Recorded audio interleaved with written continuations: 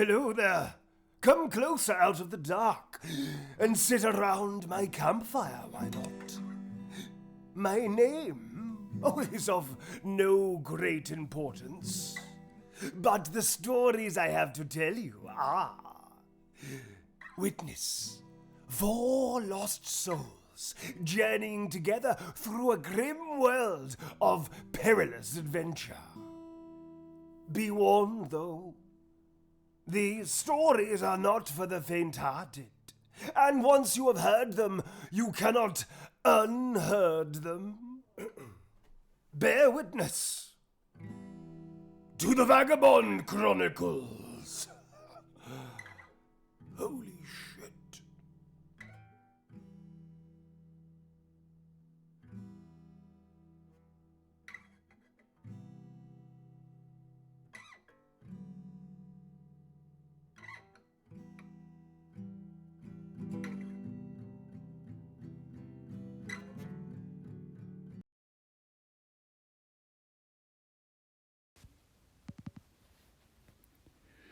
And so we arrived at Vogelhofen. Man, what a dump. All that travelling and pedestrian mystery for this. I, of course, had bravely taken on a chaotic manticore, saving the party from a fate worse than death. Probably. Still, I was covered in crap. Not how I want the peasants to first see or smell me. Don't want them getting ideas above their station. We are not the same. I am a freelance now, a knight to defend the empire, scourge of the evil ones, and save all the comely maidens of the land. Speaking of which, Frau Widow LaRue, I checked, has given us a most interesting greeting and a very warm bed. My comrades, not on our social level, kindly didn't grumble as they were shown to stables. And now, here I stand, wet towel in hand after my dip in the Wasswater, greeted by a widow, putting her leg on a chair in front of me. I feel...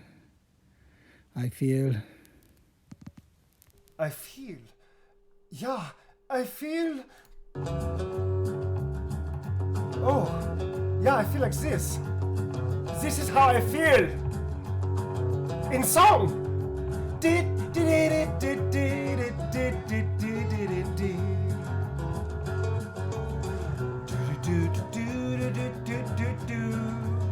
Yeah, I'm pretty good. Guys, check me out. I'm doing something cool. Okay. Und here's to you, Frau Widow LaRue. Sigma loves you more than you will know. Whoa, whoa, whoa. God's best you please, Frau Widow LaRue.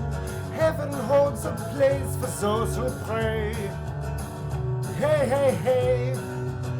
Yeah, hey, hey, hey. We'd like to know a little bit about you for our quest. We'd like to help you learn to help yourself. Look around you, all you see are corrupted demon eyes. Shuffle around the world until you feel at home. And here's to you, Frau Widow LaRue. Sigma knows you more than you will know. Whoa, whoa, whoa. God's best you please, Frau Widow LaRue. Heaven holds a place for those who pray. Hey, hey, hey. Yeah, hey, hey, hey. Don't hide it in the hiding place where no one ever goes. Or put it in your cauldron with your witch's herbs. It's just an inner secret, just the Vagabonds affair. Most of all, you got to hide it from the chat. Cuckoo-choo, Frau Widow LaRue. Sigma loves you more than you will know. Whoa, whoa, whoa. God's bless you, please, Frau Widow LaRue. Heaven holds a place for those who pray. Hey, hey, hey. Yeah, hey, hey, hey. manacled on a wagon on a Samstag afternoon, going to the witch hunter's judgment. Laugh about it, shout about it when you've got to choose. Everywhere you look at this, you lose. Where have you gone, Teddy Wheat Pasture? A party turns its lonely eyes to you. Woo, woo, woo. What's that you say, Frau Widow LaRue? The silly coward has left and gone away. Hey, hey, hey, yeah, he ran away. Well, that's what you get when you hang out with a halfling, yeah? Yeah. I'm super cool. No, really, you have to just look at all the cool shit I do. Then you would see it. Like if you hold a mirror like this and look behind you, you'd see me do cool stuff. I'm amazing.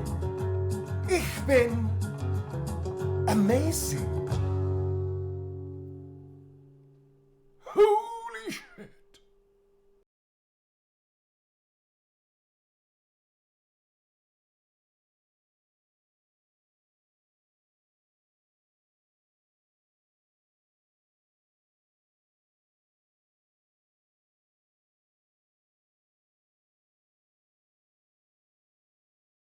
Hi everybody, what's up? How's it going in your respective parts of the world? Neil, can you sing that whole song again for us? I can. Now, live, I can, but I think it's now that Steve. Instead of community news.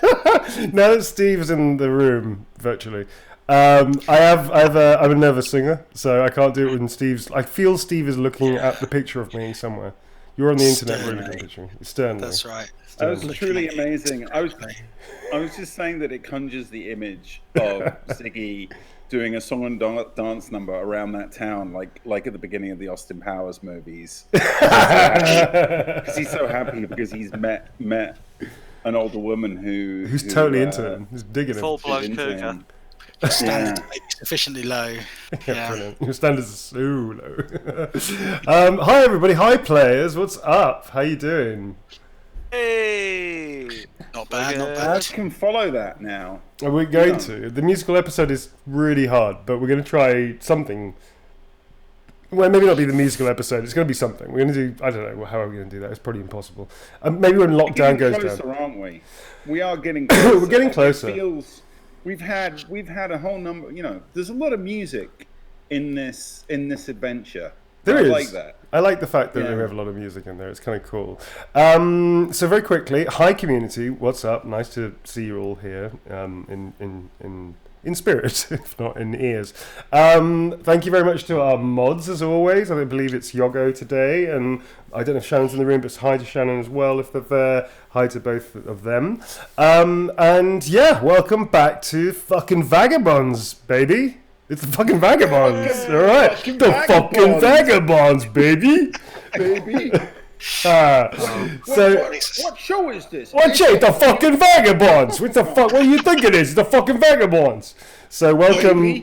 Welcome. We're walking here. We're walking here. We're role-playing here. I'm role-playing here, okay? I'm games mastering, alright? Come on now, I'm games mastering it. Okay, so to anybody that's joining us for the first time, we're going to play a game of Warhammer roleplay. We do have usually a historically out of control introduction that we are really trying to rein in. I think this week we're only on 14 minutes because of the extended intro. I think we're doing well. I think we're doing all right. So all right. We're going to do all right. So let's move forward and upward. Let's say hello to our players and do a little introduction of who they are and whom they're playing today. Oh, yeah. Yeah. Oh, fuck, that's me. So let's go by a sort of initiative order of the characters, why not, and say a quick hello. One disclaimer, one little thing before we go ahead. Blue sadly can't make it this week, so Blue is going to be played sort of by me a little bit, but she sadly can't make it this week. She's scooting all over the place. She's running around, so she'll be back next time. But she sends apologies. However, she's not gone away. She's definitely still in, and her character's around. So don't worry about that. But she can't make it for this particular Sunday. Love her though we do. Yes. So next up is my man Ziggy. What's up, Ziggy? Did you like the transition, Mr. Dr. Steve? Mr. Dr. Steve. Yeah. Yeah, I did. I liked that transition. I thought it was very good. And That was seamless. yeah, exactly. It was professional, so professional. Half an octave higher, perhaps. Yeah. But I think it worked. Yeah, it's those key changes that are really, they really mark the difference between the men and the boys, isn't it? I thought I nailed it. I feel. Yeah, I thought it was good. Yeah. So hi everyone. I'm Steve. Dr. Steve. And You didn't go to Steve. doctoring school Well, for 6 years for nothing. I think we're all friends now. I think we've got to that stage in our relationship where we, when you go into work, we don't call each other Dr. Steve and Dr. Al or whatever. We just Steve and Al and stuff. I feel like we've all got there. And you guys are all honorary doctors. I know you've all been studying hard, and you feel like. So I'm giving everyone in the audience tonight an honorary degree in medicine. So that's really cool of you. That's cool. You should have kept those community news, of course, but that's cool. Yeah, by the power vested in me. They may not be able to make you. So does that mean we've all taken the hypocritical oath? Sorry. I'm gonna get the fuck out. All right. I tell you what. After that joke, why don't we keep it formal? You and Dr. Steve. So let's do that. Keep it formal. Okay. Fine. Sorry. Carry on. Best had button this shit up. Yeah. So, anyway, but as they say, as another great doctor once said, the details of my life are quite inconsequential. I'm playing Siegfried Hauptmann. Corporal Siegfried Hauptmann. Yeah. Well, he's getting less formal as well. I hear, according to the intro song, he's loosening up a bit. Maybe if he pops that cherry, he'll become a bit more fun to be around. Maybe. Or maybe he just won't let anybody forget that one time when he bagged a MILF. And he becomes like the ball. I don't know. I think if there's any bagging to be done, he would be being bagged rather than. Yeah, he would actually. He's delicate, isn't he? He's a delicate. Yeah, he will lie back and think of Sigma. Think of the Empire. Lie back and think of the Empire. I think you may end up spending a fate point on this interlude. Yes, exactly. She's gonna eat you alive. Yeah, she's going to survive only very severe psychological scarring. I'm just gonna say, guys, I know we're really close to this, but I am slightly concerned about you guys ending up role playing for half an hour. I was thinking about that. Oh really? Yeah, I was thinking about that at all. I've been thinking about it every night. I've been thinking about it in quiet moments. Cut to black. I don't. We shouldn't even get what you get in the Mass Effect movies, where you get like a little bit of smooching and then it cuts to black. I just want it to cut to black. I'm okay with a little bit of smooching, Steve. I'm all right with that, dude. If you're cool with it, guys. You two like making out with your microphones, just sort of. Dude, I have a Chaotica ball on this particular microphone. It's hot as shit, dude. My microphone's pretty hot right now. Let's face it, it wouldn't be the first time. Yeah. So anyway. Ziggy, we all know Ziggy. Ziggy is a charming and charismatic individual who eschews personal glory in favour of team spirit, and loves his fellow man deeply. Right. As long as they're humans and not elves or anything. Yeah, it's a little racist, Well, I said fellow man. That's what I meant. That's cool. Right. As long as right, okay. Just be real clear. So that's Ziggy. Thank you. All right, nice one. Moving on, next in the party, we have Thomas DeVille, Esquire. Yeah. Who is playing our lovable hedge wizard by the name of Radigan. What's going on? That's correct. Hey everybody. Hi, it's Tom. I play Ratigan exactly as Neil. Neil, you kind of stole the introduction. Gave all the information that I lovable hedge wizards. That's the depth of your character. Wizards. There are some ferrets on my person. that charge me up with magic and provide me with magical ingredients. Hey, I'm a level 1 hedge wizard. Well, Ratigan is a level 1 hedge wizard now. He's like he's moved past the apprentice stage. That's right. Yeah, that's right. I'm gonna get me some. I was gonna say I gotta get me some gold trim, but I've already got me some gold trim on my robe. I don't know what I'm gonna do. Finally, I'm gonna have to put it in through the wash. I guess that might be the sign that I'm now a level 1 hedge wizard. Dump you in the river. It's okay. Yeah, just throw me in a river, roll me around a bit, and then it's like Ziggy's plotline again, but for a whole different reason. Right. Okay. Cool. Anyway. Yep. I'm going to pass over the baton. That's all right. I have a confession, Tom. I actually dipped out for your introduction there and got myself another drink. What Okay. that banging was. Yeah, I literally, that was the bang. I fell over a bucket.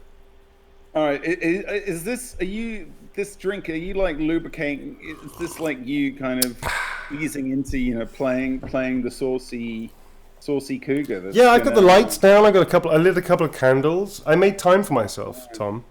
It's important. Teddy. It's important to look after yourself, Tom. I'm wearing something a little revealing off the shoulder. It's not like trashy. It's just a little revealing. Well, Why? I can't make time for myself?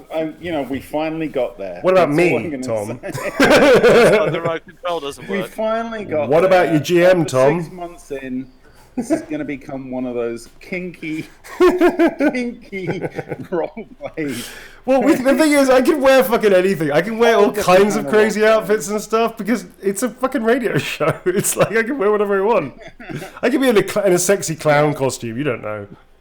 Remember, folks, this is until the OnlyFans opens up. Oh, did I reveal something? We're not doing OnlyFans. We're not doing OnlyFans Vagabonds. That's It's too weird. That's going to be It's too weird. Chronicles It's too strange. OnlyFans. It's too strange. I think this is a concept we might have to develop. All right. Anyway, let's pass. I'm going to pass over the Yeah, baton pass it on. What to is our resident- you lot are? You our lot are like, I have resident to leash you down. tinkerer. Okay. So Jim. last but not least, resident tinkerer. Tinkerer as in an engineering sense, not anything naughty in the slightest. It's not a masturbation reference. It's really not a masturbation reference. But now all I have in my head is a masturbation reference. Now I can't stop thinking of that. All right. So, lastly, please, moving forward, because I can think of sexy clowns and tinkering. Sorry, Jim. What's up? How you doing, Jim? And who are you playing? And how are you playing him? And what is your safe word? Aubergine. No, Aubergine. Good. Yes. Don't tell him what Anyway. his safe word is. Yeah, well, it's just Schoolboy error. that's a whole. Yeah, anyway, So I'm not cool. even going there. Talk us about. Right. Talk us to him. I'm Jim. I play Bondo, the gnome tinkerer, and yeah, I play him fairly gruff and fairly to the point. Gruff and ready. Gruff and ready. Gruff and ready. I love it. Please do that every single time from now on. That is now a TM. I'm Bondo. That will be on a Gruff and t-shirt at some ready. point. Bondo, gruff and ready. Okay, He's brilliant. a gnome with a difference. Gnome with a What difference. difference. well, that's our players. And good luck to the audience. That's our players for today. As always, I'll be playing Dell. Dell is an elf outlaw who recently joined the boys and has tagged along much like a kind of like a fun mascot stroke death machine. And she's going to be joining us next week, so I'll be playing Dell a little bit this week, but not much. I won't be able to do it justice. So, before we get into the game, we have a community news section. Hang on. Excuse And me. you're going to make a stupid noise. Do the stupid noise. It's not stupid. It's not stupid. I trained for 10 fucking years, right? It's not I love stupid. it. The Okay. first time he did it, it just opened up with like Blew your third fucking eye in my mind. head. It It blew my blew mind. your So mind. let's do it. All right. Let's do it. Community news with your pal and possible uncle Thomas P. Rattigan. Wait, that's his character. Thomas Villiers Fredrickson Balderdash. Something else. Deville. Wow. I stand corrected. Steve threw me off. Your neighbours are going to be knocking on the wall. And my neighbour has an extension. I believe she lives on the very, very top floor now, possibly due to me. But she's cool. My neighbour's cool. I like my neighbour. She's awesome. So the community news. There's not much community news. The main piece of community news this time is that all of our community are awesome. Yay! Community news! Hey, we love community. Newsflash, They're the great. community is awesome. The community That's is the awesome. news. That's the news. We are planning stuff. There's new stuff coming together, which we're not ready to announce, but hold the the space phone. for it. Yeah. Next, give a actually, shout out to. Hang on. sorry. Yeah. Is this community news with Neil? No, it's not. It's community news with Thomas DeVille. Don't you watch the shows? Well, exactly. I've lost. I've lost my. Do the noise again. Do the noise again. Quick. To give you a heads up. There you go. That was a pale imitation. I know. You guys, get back in your cave. Yeah. Go.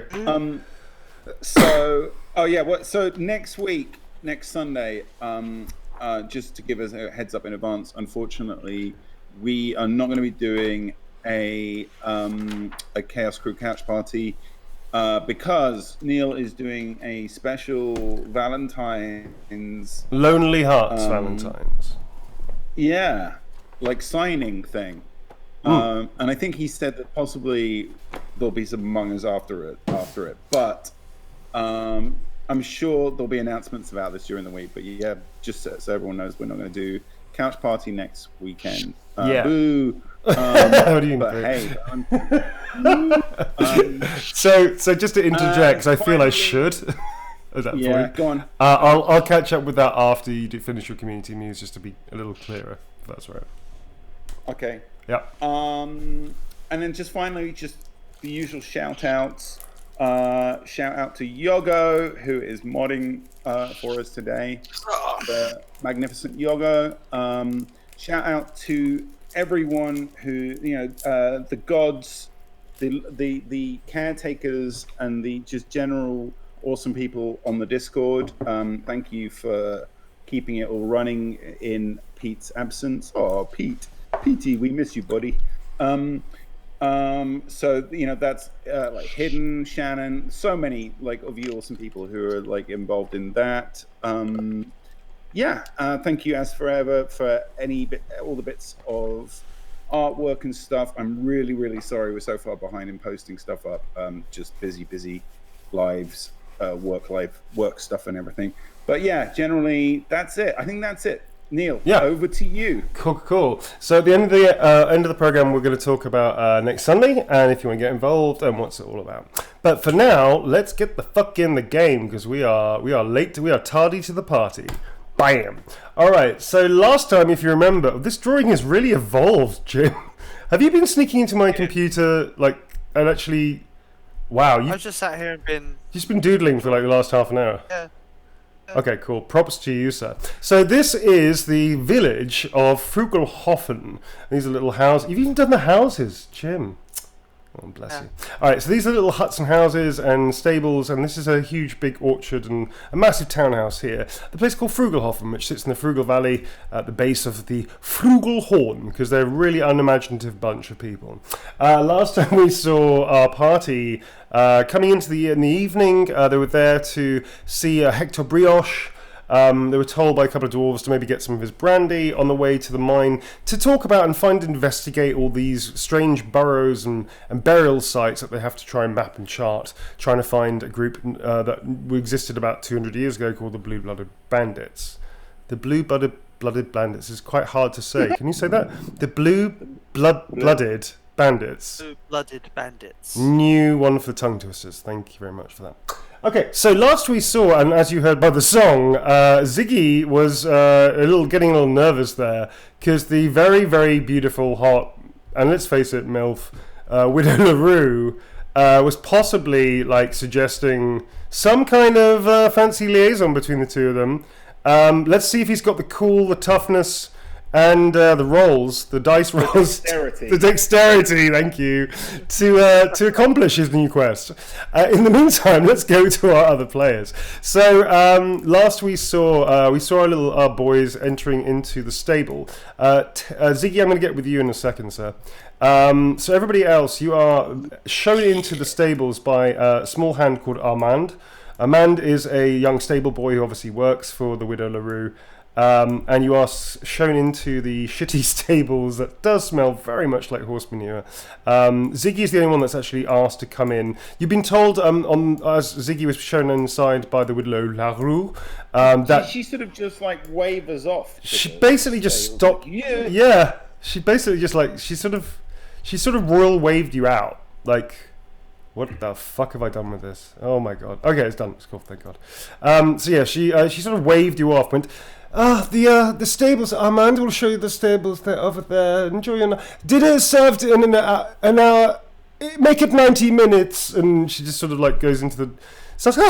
She helps Ziggy. Probably make it 2 minutes. Make it 2 minutes, right? I know, 90 minutes. Yeah. In fact, you say Ziggy's a 17-year-old boy. I mean, that is. Yeah.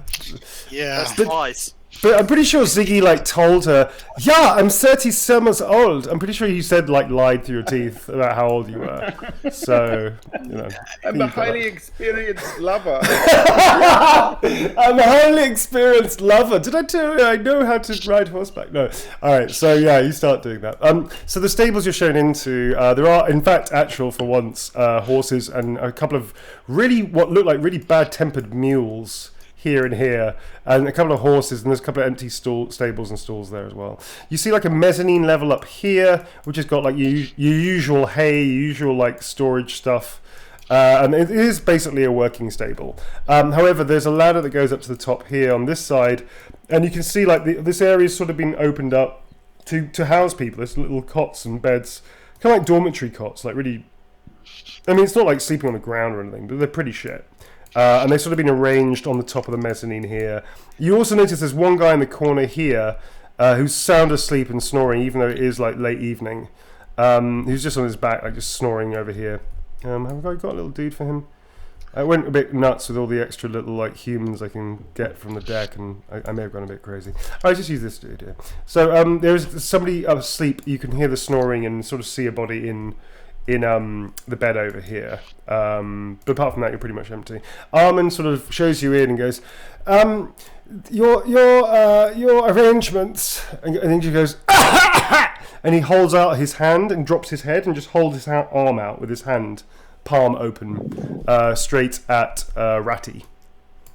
I place my hand very gently on his hand. I just look at him very meaningfully.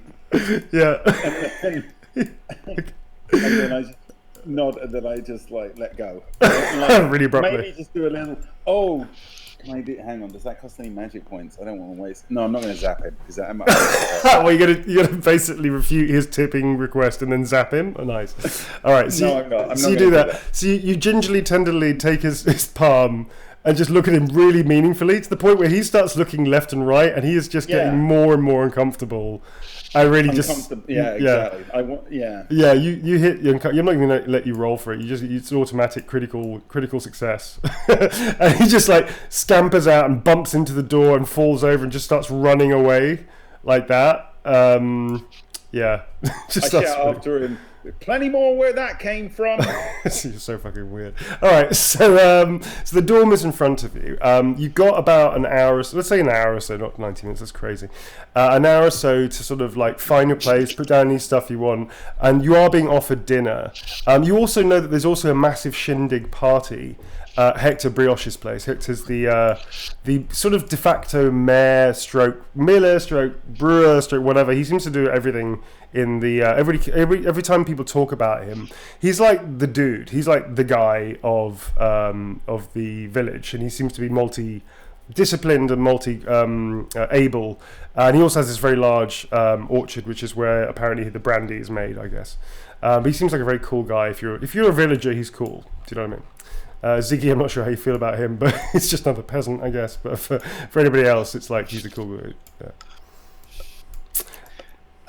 Yeah, I have no truck with peasants. Yeah, well, you barely look at them anyway, so why would you have any truck with them? All right, so what do you three want to do? Then we're going to scoot back to Siegfried and see whether or not you can fuck this up. Waiting for dinner. So are there bunks to be had? Yeah, there's 3 bunks that are empty on the mezzanine level just there, which Jim is wonderfully embellishing. and you can pick a bunk, and you can do whatever you need to do. If there are skills you're trying to learn, you could do a roll for that, for instance, or if there's something you want to, I don't know, something you want to accomplish now, or even just go out into the village, you're most welcome to. We're just going to sort of like role play this relatively quickly. And go outside. Yeah. For a few minutes, there's quiet, and then I come back in, just sort of dragging about enough bush, enough hedge that I can put it on my bed. And I drag it up the stairs and just put it into my, just like enough, whether it's just like I've cut some stuff from a tree or I don't know what, but I need a hedge-like effect in this bed if I'm gonna. Okay, just before you get any further with that, what are you doing, Jim? Dell's already gone up to the middle bunk and is sort of like making it comfy and putting her stuff down as well. But what do you want to do, Jim? In that case, I'm going to head up to my bunk and I'm going to start working on making some first aid kits and things and just generally sorting my pack out.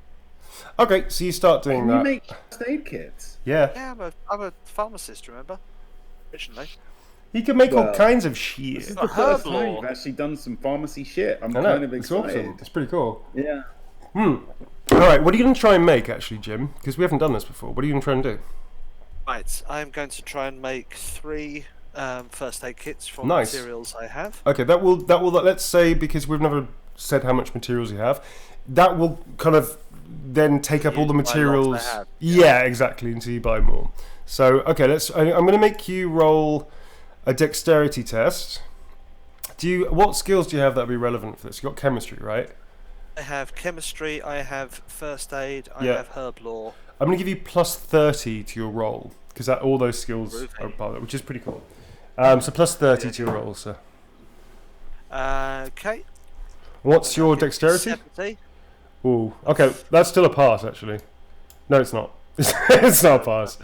Alright, so I'm going to say you can only make one. You lose all of the stuff, and you get to have one first aid pack from that. Because, that's fair enough. You lose all of it. You take it 3 times and you keep fucking it up. So I'll say that's out of fairness. You get 1 medipack. That will be like a field dressing. It'll give you like 1d3 wounds back. Kind of like a light magic spell, petty magic spell.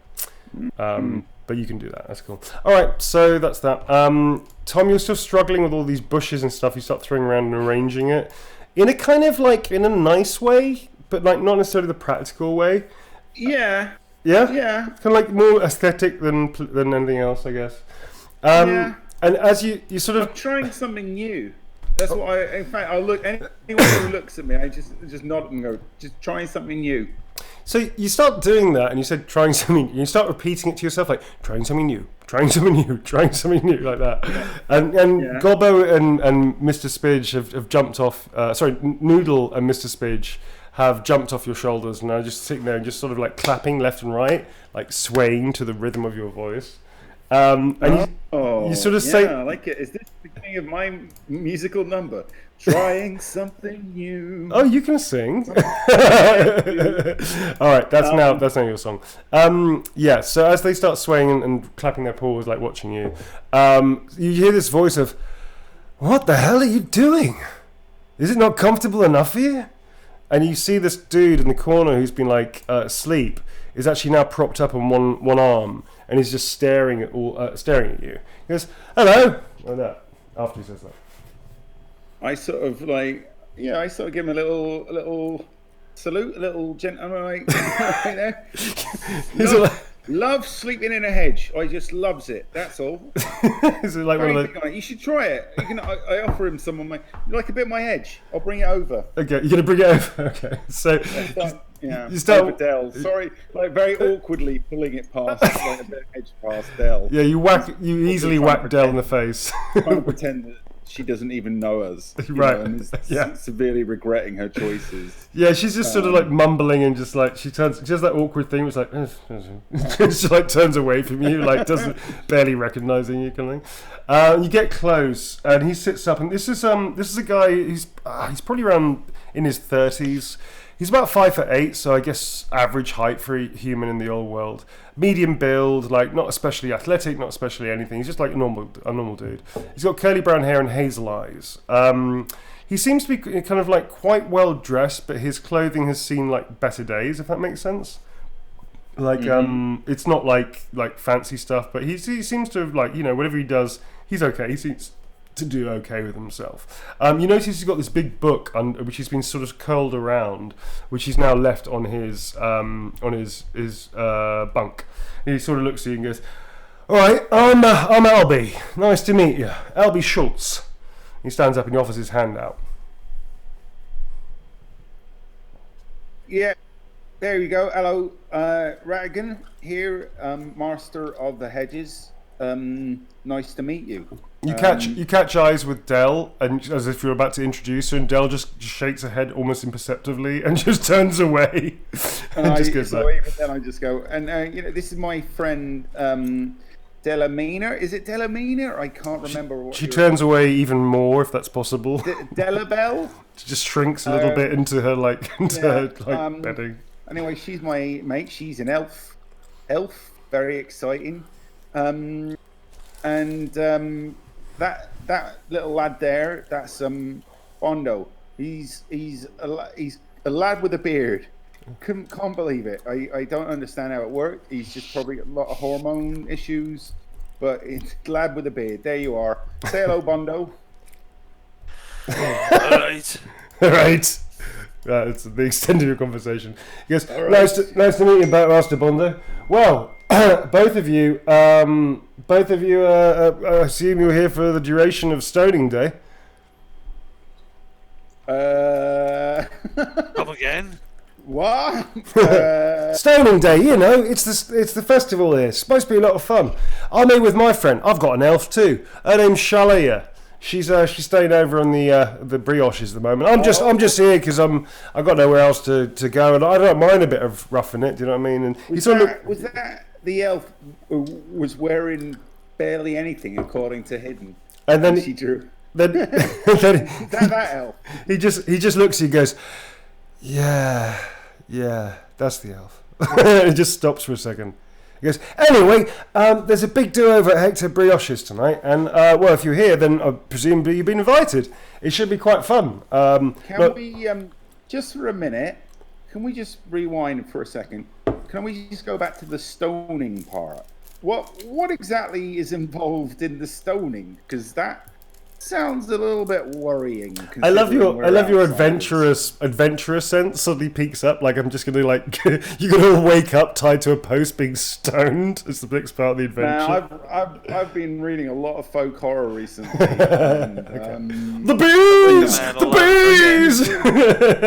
If you read any Shirley Jackson, you want to avoid Stoning Day. Right. Seriously. Okay. Cool. So yeah, he sort of goes. Yeah. He goes. Yeah. All right. Stoning Day. Well, from what I understand of it, it's sort of to do with the vast water. Basically, they're trying to create an Oxbow Lake situation, and to protect the village, they carry a stone every quarter or every half of the year or something, and they pick it up and they put it against the bank of the river to sort of shore it up, and it sort of moves the river very slowly, and it provides them with an area where they can catch fish and whatnot. It's just quite a bit of fun, really, isn't it? They're stoning the river, not random new people who've just come into the town and don't know what's going on. He looks at you and goes, well, I guess it depends if you try and get with the Widow LaRue then, doesn't it? And he looks at you and just breaks into laugh, and then he just laughs immediately, like it's clearly a joke. He goes, just kidding. She's a widow, isn't she? She's a widow. I laugh along momentarily and then go, but seriously, why wouldn't you want to be getting together with her just out of any curiosity? Not that I've got a friend who might have just disappeared off into her establishment without us. He claps you really hard on the arm and goes, listen, you're not the brightest spark, are you, chum? No, listen, I'm going to head over to the brioches. Why don't you clean yourselves off and tighten yourself up, and then I'll see you over there. Should be good fun. By the way, you should totally try his brandy. Famous throughout the entire valley. It's brilliant.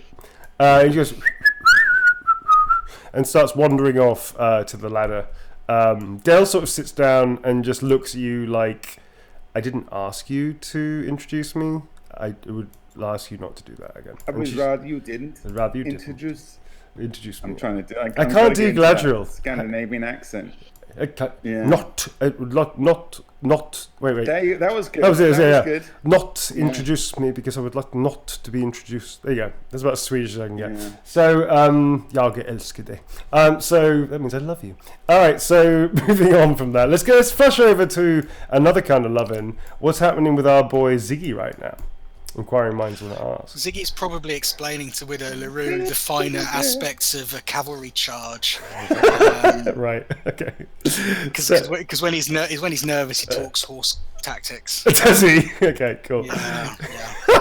So, okay, you're still standing. Okay, so as we actually caught up with you, you're actually in the corridor, still dripping with water, holding a towel, facing Widow LaRue, and she is, for some strange reason, applying delicate oils to her body, whilst mainly clothed, with her leg up on a chair, and is just sort of staring you from the entrance of her boudoir, like that. Do you have dry skin? Is that what the oils are for? She's I myself have eczema. I suffer terribly with it. I have a patch on my shoulder here. See? Okay.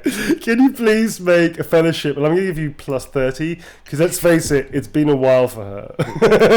Ziggy might actually cock block himself. He might cock block himself. This is possible. Yeah. So, Ziggy, can you please roll for this is your seduction powers. I don't know what you're doing, dude. But I'm not actually trying to seduce. I know this could go backfire. Okay, 77. You're not seducing her in the slightest. That's great. Okay, she sort of just goes, like that, and just carries and goes, well, we should probably get ready for the party, like that. And she just looks and goes, so you'll be sleeping over there, and I'll be sleeping in here. And if you need anything in the night, well, just knock. And with that, she sort of like goes to the door and closes the door very slowly until it's just a little crack just left open and doesn't quite shut it properly. What are you going to do, Ziggy? You have your room and your boudoir. You're carrying your boudoir. You don't really have a boudoir, do you? You have like the guest room here, which is quite fancy if you want to explore it. I don't know if you want to have a look in there. So. Well, we all know what Ziggy would do, really. Yeah. But he's not going to do that. So he's going to go and towel himself dry whilst singing songs to just distract himself. Edelweiss! Edelweiss! This really should have something like that, yeah. Whatever the equivalent of a sea shanty is to a cavalryman, that's what he's singing in the other room. Okay, all right. Yeah, and, a horse shanty. Yeah, a horse shanty. All right. A horse shanty. Yeah. So you're in the mirror doing a horse shanty, toweling yourself off, not quite as seductively as the Widow LaRue, but she's had more practice, I guess. And yeah, you should improvise a horse shanty for us right now. Well, I'll give you 10 minutes. So unless there's anything else you want to do, Steve, I guess we're going to move on to the party. No, I'm going to be in the other room thinking how slick I was with all my seductive talk and feeling like he's really got it made with this lady, and whistling jolly and thinking about how he's definitely going to get his leg over that evening. Right, okay. That's what's going on in Ziggy's mind. Does he say loudly to himself, I will definitely get my leg over this evening. Yeah. What was that, Herr Kaufman? Did you need something? He's just remembering back to his basic training about venereal disease and trying to work out about how he's going to manage that. Right. Okay. We're at part of the sort of teen comedy where he's going to have to try and find a condom in medieval. Yeah. He's going to be racing around the party. Like pig's bladder. Do you have a pig's bladder? Do you have a pig's bladder? Right. It would have been sheep nuts back then. Oh my God! Let's move forward, please. Okay, so I regret this completely. All right, so okay, cool. You are now getting ready for the party, or unless there's anything else you all want to do, you're going to head to the party. and get down with your bad selves. So the party is in full swing. In fact, you all exit. Let's put you back over where you should be over here.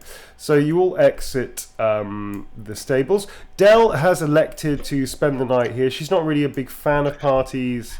She said she's not really in the mood to do that, so she's going to stay in the stables this evening and actually get a decent sleep. She hasn't. She looks quite tired, like she hasn't slept properly for a while. So she is using this, even though you all camped out together, she hasn't really slept properly, she says.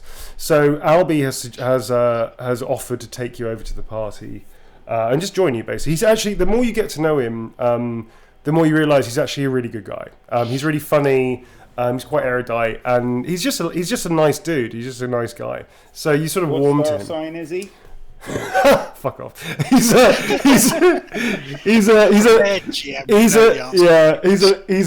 Libra. He's a Libra. He likes things like balance and shit, but he gets on with most people. So he's a Libra, or the Warhammer equivalent of a Libra.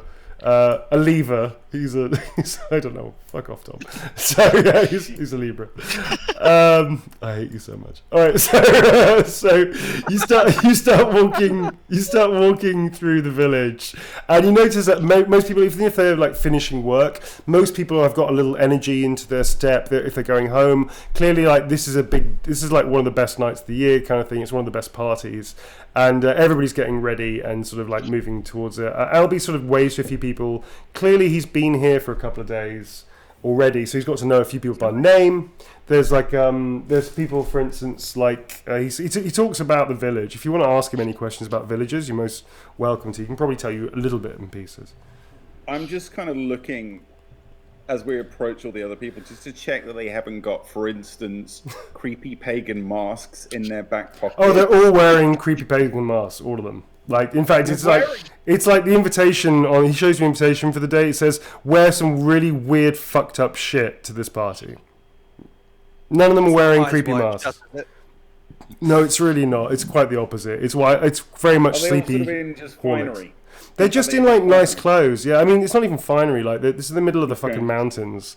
This is like a village, but none of them are wearing creepy shit. They're all just like normal villagers. They're all happy, like ecstatically happy. I realise that makes the party nervous, but they are just genuinely happy.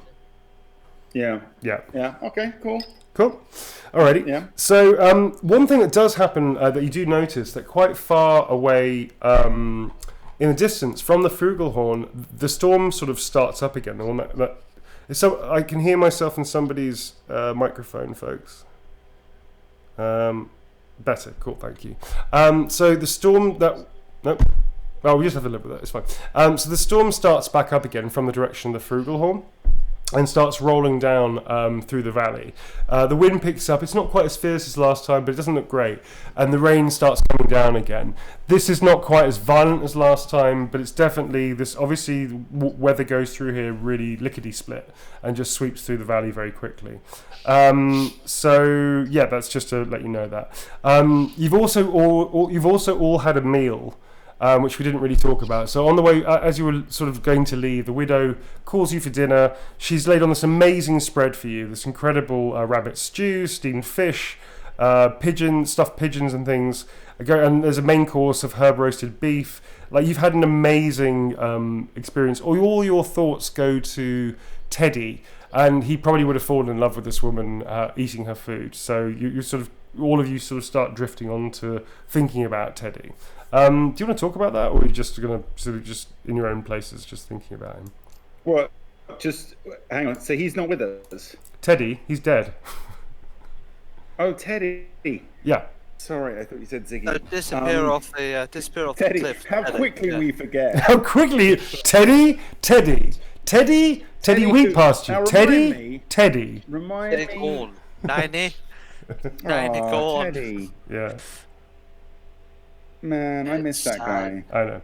So, Teddy would have loved those food. yeah, it really shows. So you guys eat and carry on your meal. He loved his cold. He loved his food. He loved running away from things. He was a man of many different loves, wasn't he? Indeed. I think he would have run towards this food. So as the sunset, I'm going to save you from yourselves. As the sunset slowly goes, you hear the open house of Hector Brioche. The party is in full swing, and there's this it's very beautiful actually. The orchard is surrounded by a low wall, but there's a little beautiful handcrafted bridge which goes from one side of the village into Hector Brioche's property.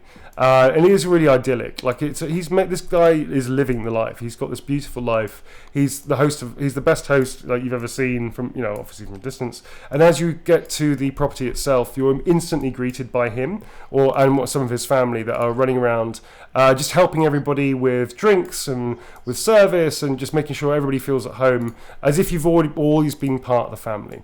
There's a large door here which opens up into the main area of the room. The whole of the downstairs is open plan. So there's a couple of posts here and here. There's a makeshift bar over here, which is a help yourself kind of affair. Jim, I'm going to need you to stop doing a beautiful drawing because it's going to impact on our performance somewhat, if that's cool. Thank you. And there is gorgeous, Jim. It's Suddenly gorgeous. Very artistic tonight. Yeah, it's absolutely gorgeous. Yeah. The urge is just taking you to draw. I know, I love it, and I hate being the bastard that stops you doing it, but it could actually destroy our game in terms of connection. So sorry about that. It is truly awesome. So this is the layout of the area. So we've got some tables laid out over here. We've got chairs and things lying around everywhere. Come on, Neil, fucking Games Master, Jesus. I got thrown off by the beautiful. I got thrown off by the beautiful picture. There's only one flight of stairs that goes up to the other side of the room, the top of the house. But obviously, there's nothing important for you to be up there anyway, so it doesn't make a difference. But this is where the main party is, and this is all beautiful, cool decking at the front here, which just sits out onto just above the bank of the Varswater. And in fact, Jim, if you want to do me a river, I can do you a river. Yeah, so just follow. It's like that, and it goes this way and like that. That'd be great. I'm on it. So that's cool. So Jim is now doing the Varswater, which flows past and through the orchard like that. There are many people at the party. People you've sort of seen around the village, including some people that you haven't. And you get a feeling that there's going to be, people are in fine spirits. Hector Brioche is here, which you see in the corner over there. He's got his two crying children. Actually, they're not crying. This is really weird. He's got 3 children that are running around serving everybody. You see the beautiful elf in the corner here with her back to the wall, just sitting, sort of lounging against the wall there, staring at everybody. There is another human character over here. There's mainly humans, I have to say. Human villagers. There's a couple of what look like burly wood folk type guys with big beards and stuff who are already drunk by the looks of things. Well, they look drunk anyway, so they definitely seem like they're having a good time. And they also look identical. That's really bizarre. There's also a chap in the corner over here who's got a rather large voice, who is entertaining 2 sort of well-to-do looking villagers who look like they've got a little bit of money. There's also an assortment of rather random people that are around. Can you do an impression of the large-voiced man? I can, yes, I can actually. He's got a very funny accent. First, I'm going to get you into. Where are you, boys? Let's get you actually into the party. And that's all of you, isn't it? Yep. So Albie's the first to walk in. And can you make an initiative test? Who's walking with him, actually? All of you are, I guess. So can you all make an initiative test as he walks in? I'm tagging along beside him because Yeah. we've made friends we bonded over the hedge bedding. Yeah, exactly. So make an initiative test, folks. I'm probably walking along trying to convince him it's really good. Feel lovely and cozy. Sometimes you wake up and there's a little dormouse tickling your cheeks. Fail. Failed. All right, you failed. All right, so look at that. Okay, that's great. I don't know how I did that. All right. Hey, I failed. Very bad fail. Okay, so We're all failing. cool. So everybody failed. Everybody failed. Right. Okay. So you all walk in with Albie. Albie just sort of walks in and stops for a second, and then he just immediately runs to the bar, and Hector greets him And he walks past Hector and just goes straight to the bar and starts pouring himself a very large drink of something. Hector sees you all and comes over and goes, "Oh, hello! Oh, glad you could make it down to my little shindig." And he turns around and goes, Gretel, go and get some more dirt for our guest. Hello. And he starts coming up to you and goes, "How are you all? Did you find accommodation okay? Isn't Widow lovely? She's a lovely woman, LaRue." So he just sort of comes over to you and sort of grabs you all by the sort of arms and pulls you further into the crowd. There's a lot more people here, by the way, than I can put down. So this place is like a thronging party. It's not just like a few casual people on a Sunday. There's lots of people that are here. Just FYI. By the way, when he says that, I sort of say to him, "Yes, Ziggy thinks she's very lovely." like nod very encouragingly at Ziggy. Right, okay. I'm gonna try and look. Is Widow LaRue in the room? Not yet. She's going to be coming over later. Okay, I'm gonna go. I've had better. This is when she comes in and she's 9.5 feet tall. Yeah. And it's a tall lady. It's a Resident Evil tie-in. Oh my god, I'm totally making it that now. She's going to be incredibly tall. All right, cool. Yeah, okay, good. Cool, so that's established. So Ziggy and... Oh yes, you wanted to know about who else is in the room. So this corner over here, this relatively tall gentleman over here, who's looking very much like... You know what he looks like? He looks a little bit like Terry Thomas, that British comedian actor. Hello! And he talks like this. Oh, hello there. Hi, hello. And he's sort of singing, "Of course, that's when I had to chop his head off." Like that. He's talking to a couple who seem to be enraptured with his stories that he's making. But he sounds like his laugh is ear-spitting, and his accent is very strange and weird. And he uses very strange words, and he speaks emphatically, so he uses far too many words and a few would do, kind of thing. He's around 40ish. He's got grey eyes, from what you can see, a rakish moustache, and a slight gap in his front teeth. He's very smartly groomed, and seems to be very well spoken. He goes, "Oh, hello," like that. "Splendid fellow, don't you know? Personal friend of mine." And he sort of just carries on talking. He's got a very eccentric form of old worlder. He starts talking about the bally foreigners and all those kind of things. Can everybody make an intelligence... He's xenophobic, let's put it that way. Can everybody make an intelligence test, please?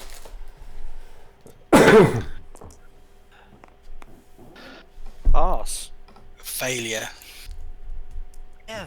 Tom, I'm Pass. gonna say you don't need to make this one. You're not gonna make this one anyway, mate. So you can't place the accents. Well, it's only because you've never left the forest, dude. I would say it's not right for you to make that test. Okay, fair enough. So, Jim, as being probably one of the widest travelled members of the party, you recognise the accent quite straight away because it's so distinct and peculiar. This is an Albion accent. When you know a little bit about Albion, because you seem to remember going there on a boat, but you can't remember much about it because your memory is really foggy. With your past life kind of thing. You don't remember a huge amount of stuff.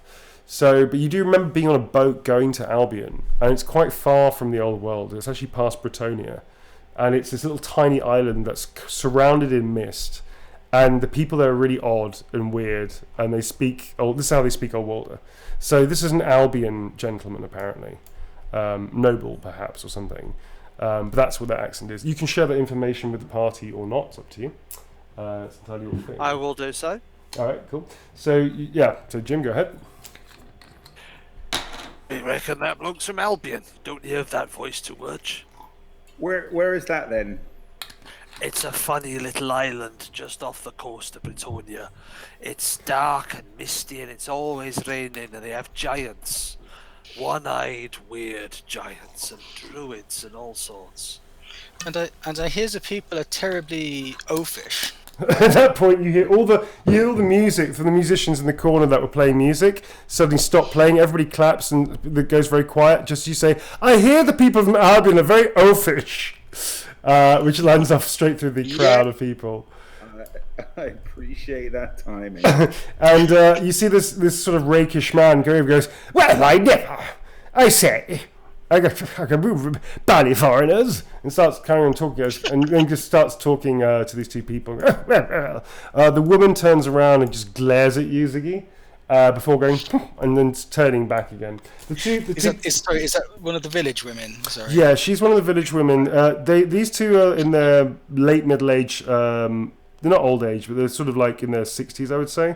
They look kind of like well-to-do insofar as you can do living in a provincial bumpkin town, village, sorry, like this. So yeah, they look a bit well-to-do kind of thing. That makes sense. You'd see across from here there is a man by himself. You sort of glance through the room. There's a man over here by himself who's sort of drinking in a corner alone.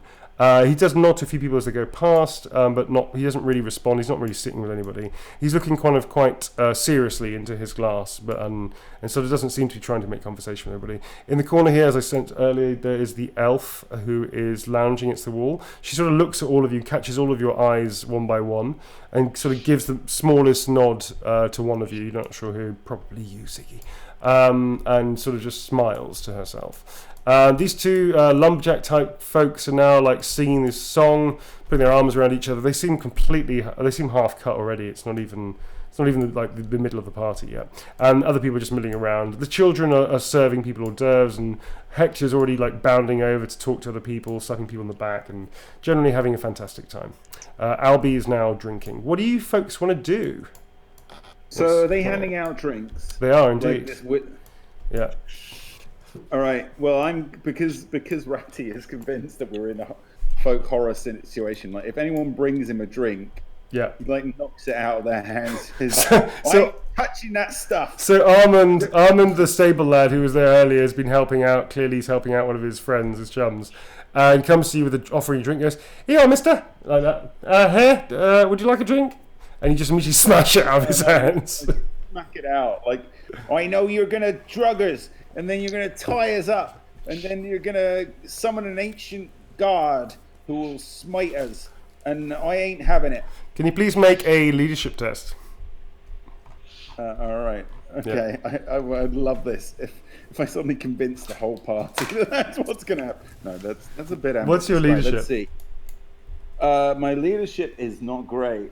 It is 24, so I would fail even with luck. That's fine. So actually what that was for was to sort of convince people of what you're saying has a shred of truth. Instead, you just sound like a fucking mad person, just like screaming out this stuff. Fine. And people, fine by me. You do notice that people start moving slightly casually away from you. Hector sort of I carry on from what I was saying. I know I sound slightly crazy, but I'll be the one laughing when I ain't been tied up. Ziggy, are you slightly moving away from alive? Are you slightly moving away from Ratty right now? No. I think this is the first sense he's ever made, given our experience of this sort of thing. Actually, this is an entirely rational position to have. It's probably not going to stop me from getting shit-faced because I need all the courage I can get, frankly. Yeah. A quick question: if I scarred you all as players that much that a simple party at a village freaks you the fuck out, have I done that? Dude, everywhere we've they been, just love the horror. Been fights. I know it's not. Actually, we have an alchemist in the party, don't we? Maybe you could like do some test on the stuff that they're giving us to make sure it's not toxic, and then come back into the room and make sure it's okay. There's one way of working out if it's not. Got a test for you. Don't you worry, Bondo will test it. All right, so is any of you having a drink apart from poor paranoid Ratty? Yeah, I'm having a drink. Yeah. All right, cool. I'm going to go to the bar, get 2 big mugs of mead, drink one, a little bit, and hand it to Ratty and go, "Look, no problem, you bloody fool." Okay, you drink. Love it if he falls over. He can do a toughness test right now. All right, you drink one, and it's you start going Ratty, and then you just stop, and then you just look down slowly, like one of those slow motion moments down into your mug. And then you can't but help yourself but finish it off. It is the most delicious apple brandy you have ever had in your entire existence.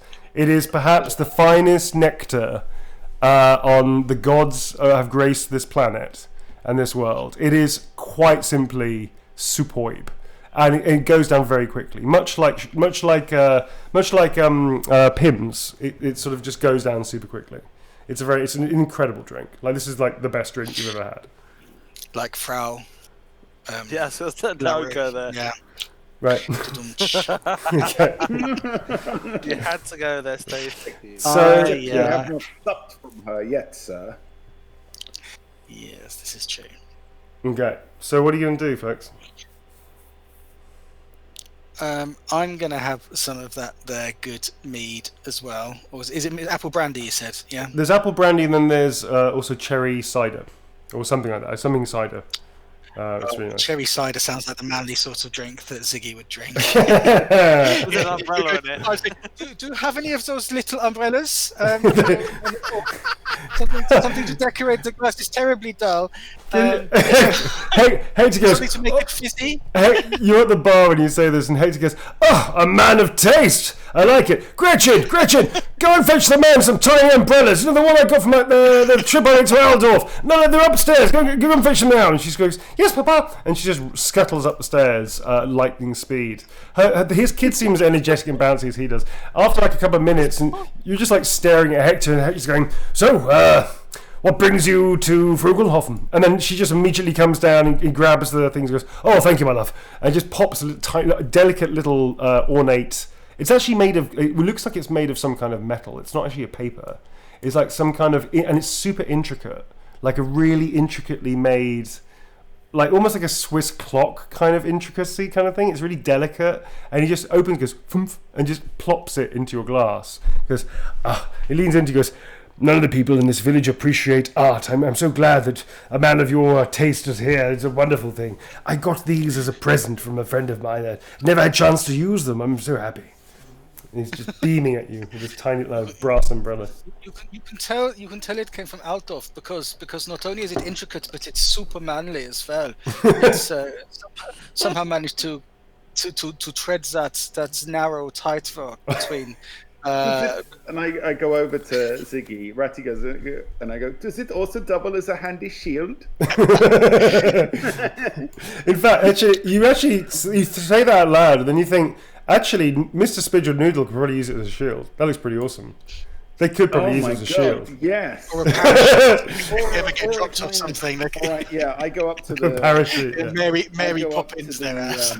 Yeah, definitely. They need those in their kit for sure. So Oh, Mary Poppins, y'all. Oh, Mary Poppins, y'all! Mary Poppins cool. Yeah, Mary Poppins cool. I go, "Can I have 2 more of those lovely little umbrellas, please?" His eyes wide. He goes, "Of course. Oh, what fun! I've been wanting to use this for ages." He sort of gets very giddy. I'm gonna say in a loud voice towards the Terry Thomas looking dude. I bet they don't even have these sort of umbrellas in Albion. They're savages. You hear this? Well, I say from over the corner. I say now then. I say. Like that, and you hear this, and he just goes back to going, "Well, that chap over there, he's a bander," like that. He sort of starts talking this. Okay, so Bondo, what are you doing in the meantime? All this shenanigans are going on, sir. I am drinking apple brandy, and I am enjoying it a great deal. I have handed 1 mug to Ratty, though. Yeah, you actually drank a mug, then drank the other mug, then got another mug to hand to Ratty. But yeah, so you've had 2 already, and you're sort of on the way, really. They're very Moorish. They are incredibly Moorish. They're very Moorish. So there is a band. Actually, I'm trying to find some band members. There is a band in the corner of obviously villagers and stuff playing like local, or I guess as you would see it, yokel music, like violins and piccolos and things like that. But they're very good, actually. They're very seem very talented, and there's the band in here in the corner. Basically, it's the Cayley band, isn't it? Basically, something like that. Yeah, they're all sort of like dancing around, and people are starting to jig around and have a bit of fun and sort of getting into the spirit of things. And obviously, people know here each know each other, so they're quite free and easy. They're quite cool people in the sense that they're quite free to express themselves. They don't seem particularly buttoned up like city folk. In fact, you even notice if anybody cares to look at the elf in the corner, she's also sort of nodding her head and has a smile on her face, which is beautiful and slightly alarming at the same time. She has sort of resting psycho face a little bit, I guess. But yeah. So yeah, what are you going to do? I mean, the party is yours, I guess, and the world is your oysters and stuff and all that. I'm gonna start doing like I'm gonna have a few drinks and then start line dancing basically. So Ziggy's line dancing, like where he like tucks his thumbs into his belt like a sort of a Western line dance. Oh my god, yeah! Shuffles up and down. Do-si-do! And yelling. Do you know the old hills of Altdorf? That's got a beat. and that sort of thing, and sort of shuffling along and gradually making more of a sort of a fool of himself. After about 0.7 of a fizzy cherry brandy, he's absolutely inebriated and much looser. So like this music starts kicking up like that. The crowd starts backing off, and then Ziggy just gets into the corner and just starts digging his things in. Nice. Alright, so do you have the dance? I love it. That's exactly what happens. Okay. Okay. So can you please make I'm gonna say initiative test. Do you have dance or anything? I've got etiquette. Yeah, etiquette will help actually. Surely it's a dex check. It's initiative check. It's initiative. So you are now in the middle of the room, having taken the room over. I'm going to line dance for you, and you're now lined up, and everybody around is like. Is he doing one of those ones where like he sort of will like clap? Yeah, exactly. He's like digging in, move forward, like that. In fact, make an initiative test first, and then I want you to make a leadership test. I want him to do really well or really bad. What am I rolling? By the way, initiative. Everybody's looking at you. By the way. 68. Okay. How much is that a fail by? 22. But I do have etiquette. All right. So I'll take it down to a. All right. And heraldry. Oh, well, heraldry's not going to help you there. So you sort of don't do a great. It's you line dancing, but it's kind of like everybody's dad line dancing. You know what I mean? It's like. I bet he keeps his butt cheeks really really out there. Like really. In Ziggy's mind, though, he's Kevin really Bacon. tight together, like he's sort of jerking around like a robot a little bit. He's a little bit robotic, yeah. A little bit. Wooden is the polite way of saying it, I guess. But in your mind, you are like the shit right now, and you're line dancing. Can you make a leadership test? You know who he is? He's like Jean-Claude Van Damme in Kickboxer when he dances with those girls in that scene. Do you remember that scene? Yeah. It's like that. Like combat maneuvers and stuff like that. It's Shaking like that. his booty. It's absolutely cringeable. It's definitely like that.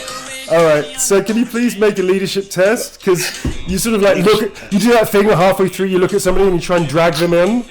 And you sort of like 85, right? That's a failure. So you sort of go up to one of the villagers and go, hey, you want to dance? And she just shakes her head, and you just turn around and go up to the guy and go, hey, come on, dance now, come. And she just shakes her head. You go up to one of the guys and they shake their head, and all of them just like looking away, shaking their head.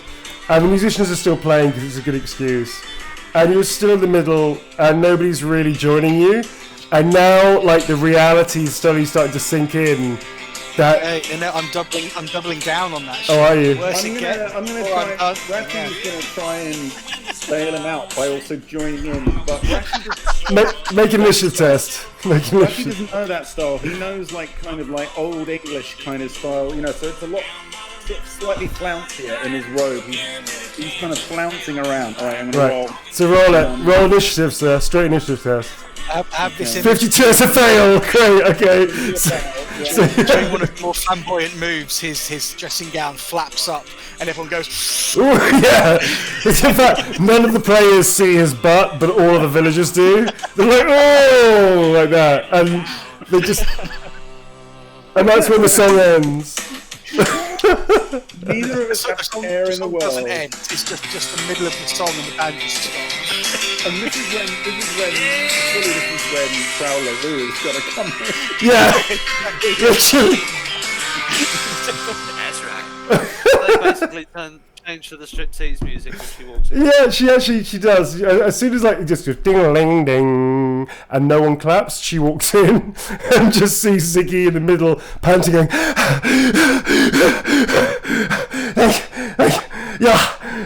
Me spinning around next to him. Yeah, just like a dervish, like a half-naked dervish, and you spin off like into the stairs, like that. Guys, music stop! Come on, music! This is so good. Yeah, give me another one of those cherry brandies and an umbrella for my goblin friend. Okay. Goblin, yeah.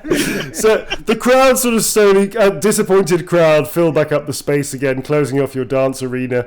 You see these two guys in the corner going. They start laughing like really loud, like and pointing at you, and you grab another cherry brandy. Cherry cider. Sorry, Bondo, you're next to Ziggy. And these two lads are now pointing at both of you. You just, oh, did you see that? Oh, they're terrible. Like that. And they're just pointing at both Bondo and Ziggy. Who's saying that? These two burly woodsmen. The guys, they haven't got axes. They're just to represent their woodsmen, but they're just like two burly brothers that look like brothers, and they're pretty big as well. They're pretty big guys, about 6 foot each, and pretty brawny. And they're just pointing and laughing. I'm a lumberjack, and I don't care. Yeah, it's like that. But they're having the time of their life, just like they're having a real hoot by just taking the piss out of Ziggy and Bondo right now.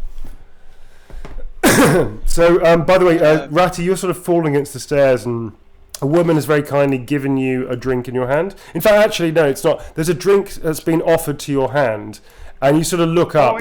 If a drink is offered to me, I take it. I just go, thank you, like very graciously, like properly, like thank you, and then I just tip it away right in front of them. Well, you're about to tip it away when you notice that it's actually Shalia, who's just staring at you and goes, "Your nice moves, Bright Eyes," and she just winks at you like that. And What it was you and exotic women, honestly. I just go, yeah, I know, and then pour away the drink and walk off. All right, you sort of hear this, "Your loss," and she just walks back over across the room, trying to catch your attention again. Ziggy, she walks away and say, "Have you ever dated a cavalryman?" Yeah, you sort of shout that out loud, but the noise of the crowd is too great that she can't possibly hear you, or does she? Because she's an elf and she's too annoy you. By the way, you're sort of locked into mortal eye combat with these two burly thugs who are sort of coming towards you now and starting to actually actively take the piss out of both of you. I'm going to challenge one of them to an arm wrestle. Goes, "You hear that? The city slicker wants an arm wrestle. Come on then, boy." And he goes, "Go on then, let's see what you've got, you city slickers." And he pulls up a chair and table. And one of them, when he goes, "Oh, go on, Ned, you're going to take him out? All right, Mikhail. Yeah, just give me another drink." He goes, all right, bro. And he just starts walking off. Goes, see, look, the city slicker's going to take up my brother. He's going to break his arm. Like that. They seem quite overly confident. Fine. Good. Yeah, I'm gonna sort of like sort of do a bit of trash talking, sort of wander around, sort of like shadow boxing, and maybe do some push-ups on the floor, and stand up. Can you make my sleeves off my shirt? Can you make a wrist test? Can you make a wrist test? Because the floor is pretty grimy and fucked up. People have been dancing. I just want to see if there's a splinter wrist test. So it's a 50-50 chance of getting a splinter in your hand. No, I didn't get 0-6. Good roll. So 0-6, you don't get a splinter in your hand, but it does. Pass the roll. Yeah, you passed a roll now. Yeah, great. So you do a push-up. Consequential roll. It was totally inconsequential. It's completely flavour. So you do a little push-up on the floor, and you realise how grimy and horrible and splintery it is, and you thought, I'm going to do this. And you stand up again and sort of just flex it out a little bit. So Bondo, what are you going to do, sir? What's your plan? I'm going to turn to Ziggy and say, "Oh, these two seem to be amused, considering one's got a wife and the other's got a sister. There's only one woman next to them." Make an intelligence test to get the gig, get the joke. Bracken laughs exactly like that, and then I go, and then goes, "Hang on, who is she? The sister, wife? Which of them is the sister? There's only one. Which is the sister? Which is the wife?" Jim, you get the feeling that Ratchy doesn't really understand the joke you're trying to tell. I failed. It doesn't land. I rolled a 20, so I'm going to go, you're saying that he shags his mama or Okay. something. I don't know. Are you going to say that out loud? Yeah, I'm going to say, you're saying Right. that's so funny. He shags his sister, who's his mama. Okey-doke. These folk, they are so backward. Oh God.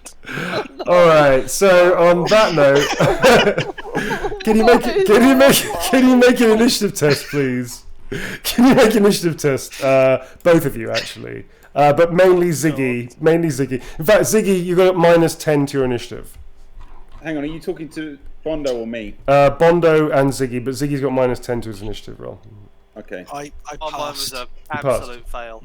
Absolutely fair. All right, so Jim. Okay, it's fine. I'm gonna do Ziggy first. So Ziggy, as you say that, he goes, and then you sort of in your periphery vision, you just see this fist flying towards your face. What do you want to do? So you've got a round. You can't attack, but you can definitely sort of like dodge or try and get out of the way or grab it or I'm something. going to try and block it with my tiny umbrella. Okay. I know what to do with this one. You're going to try and block it. I'm going to put my head in the way. No, Bondo, you can't, face. sir. Bondo, you can't, sir. You failed your initiative. You don't know what's going on right now. So, Ziggy, you're going to try and block it with your tiny umbrella, the tiny brass umbrella, the intricate brass umbrella from your drink. Interesting. Yeah. All right, so can you please make... I'm going to give you a weapon skill roll to try and block the punch, if that makes sense. That's a critical failure! That's a critical failure! Oh, no. That's not only that is the worst roll in two sessions running that a player can roll. This is 100. Yeah. So folks, anybody my that God. doesn't quite know what we're doing in terms of rolls and things, sorry about that. But Warhammer is a percentile game. You have to equal or roll under whichever like stat you have. So weapon skills out of 100, and if you have like 30, you have to roll 30 or under, depending on any bonuses and stuff like that, right? So 0105 is a critical success. No matter what modifiers you have against you, it's always going to hit, and it's going to do it spectacularly. 96 to 100 is the worst failure you've ever heard of, and it goes horribly wrong. Okay. I feel like that's the universe telling me that blocking a punch with a cocktail umbrella is a Terrible bad idea. All right, so what happens? So you sort of do a Wile E. Coyote. The punch is coming in, you go boom, and you just put this tiny umbrella in the way. And at the same time, you're looking at Bondo with a big thumbs up, like, yeah, this will show them. Yeah, and as you do that, the fist just goes through the umbrella, grabs you by the throat. And he just pulls you around, swings you around, and hurls you towards the window, and then just lets go. So you're now sort of like flying through the air towards the window. Hang on a second, because there's more. So Bondo, you are now being grabbed from behind by the other brother, and you're also being thrown towards the window. Can you please make a strength test to get out of the grapple? Well, was my roll so bad it's affected Bondo as well? No, he failed his initiative, so the guy grabbed him without him realizing. But I like the idea of the punch, like somehow going literally through both of them, like aligned at that moment. That'd be amazing. Sorry, that's not fair though. That'd not be fair to Bondo. So Bondo needs to make a it strength wouldn't be fair test. to So Bondo, what's yeah. your strength, please, Jim? Strength is 3. So that's times 10 because we have to make it percentile. So that's 30. That's 30 and it's 41. So not even with luck. Not even with luck. All right. So you're literally hoiked off your feet, and you're swung backwards and swung forwards, and both you and Ziggy are now flying at the same time straight towards the window. Ratty, you're sort of in slow motion you're trying your glass because you thought, well, fuck it, I might just try it. You just go roar like that, and in slow motion you see roar as both of our boys just smash straight through this window. Like that, out onto the decking. At that point, can it freeze frame and say the boys of Hazard County got rowdy around this time in the evening? And starts back the country western music. Actually, I think as I say, looks like this is a bad time for Ziggy to Bondo to learn how to fly. The banjo music. So, folks, this is a reference to Dukes of Hazzard. If you don't know what the fuck I'm talking about, it's because we're so fucking old. This is funny to us. Don't take it away. All right. So you smash through this window. I'm going to have to... Okay, this is going to be a wrist test, no matter what. So I'm going to give you a wrist test, but minus 10, because you cannot control this. This is like you're straight piling through a glass window. So that is a failure. And can you, Bondo, please roll one as well, please? What is yours? Yours is a pass. Okay, so Bondo, what happens is that Ziggy goes first through the window. Ziggy, you can take D6 damage off this one, I'm afraid. D3 damage. But that's automatic. No, you can roll it, sir. But that's automatic damage. I was going to ask, how many wounds have I got left? It says 3 down the bottom here. Have I healed any since? No, you probably haven't actually. With the Chimera. No, you got 1 back, I believe. So actually, you're on 0 right now. That's correct. Okay. You're pretty fucked up, actually. You're pretty beaten up. So you smash through this window and land on the floor. And you go, oh! You just roll. Okay, can you make a toughness test as well, please, sir? But Bondo, you get thrown out the window, but you sort of land on Ziggy, and you're fine, basically. 71. It's only 7. Okay. Not your day for rolls, Steve. All right, so Steve, you're now groggy, so I'm going to give you -10 to initiative and -10 to weapon skill, just for temporary, okay? Am I also unconscious? I'm not. I'm going to say you're still conscious, but you're pretty groggy. You've been like knocked on. Oh man, you've got to stagger back in. And there was just like debris of glass like everywhere. Like I gotta say, time out, everybody. Didn't the artwork fucking predicted this? The artwork had only Bondo fly out the window.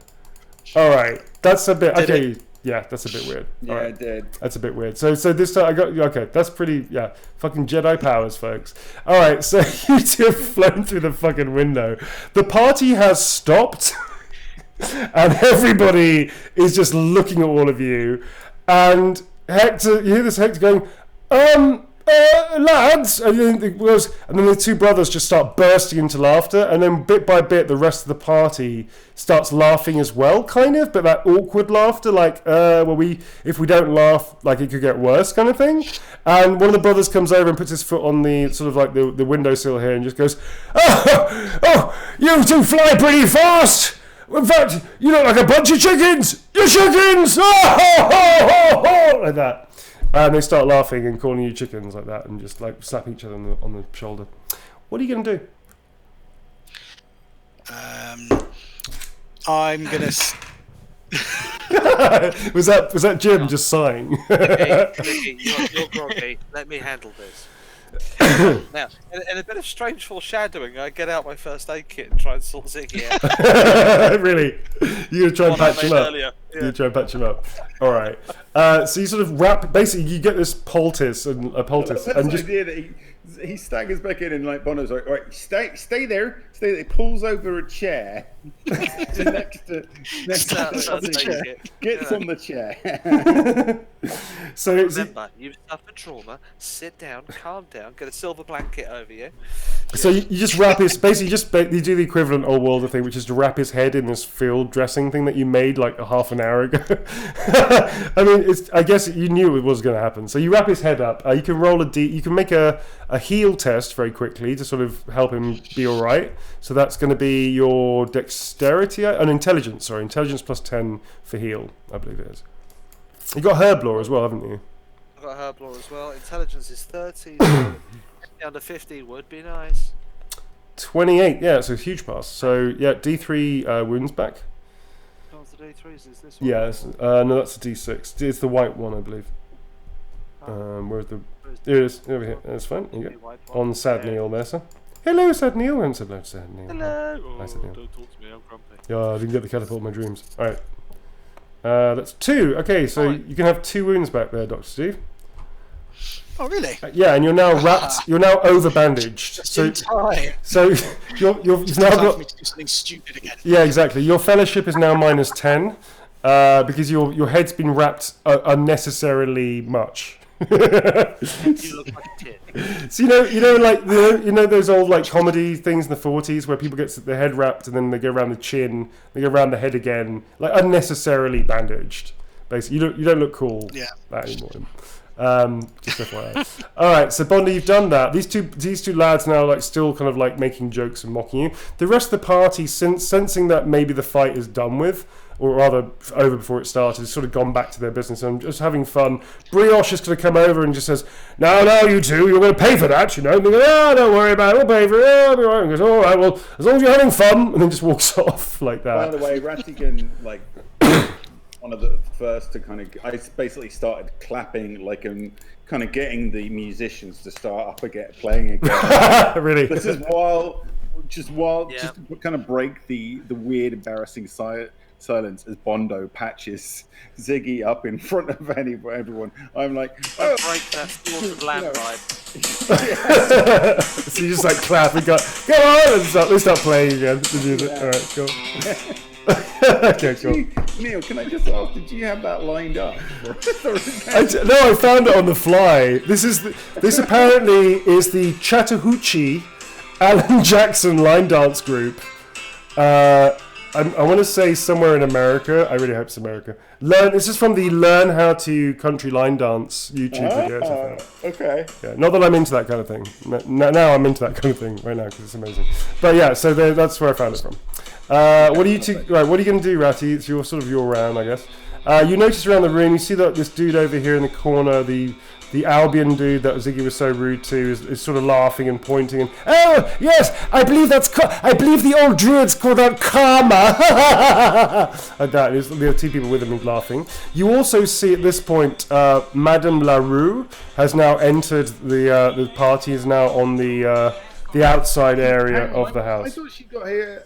Did she not get here earlier? No, she's here. She's come out of the house. She's sort of walked out from the house and is holding a couple of drinks and comes over and goes, "Oh, Herr Cobham, are you okay? That was quite a stunt you just did then."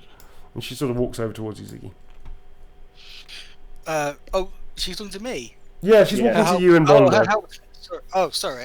You're the one that went through the window.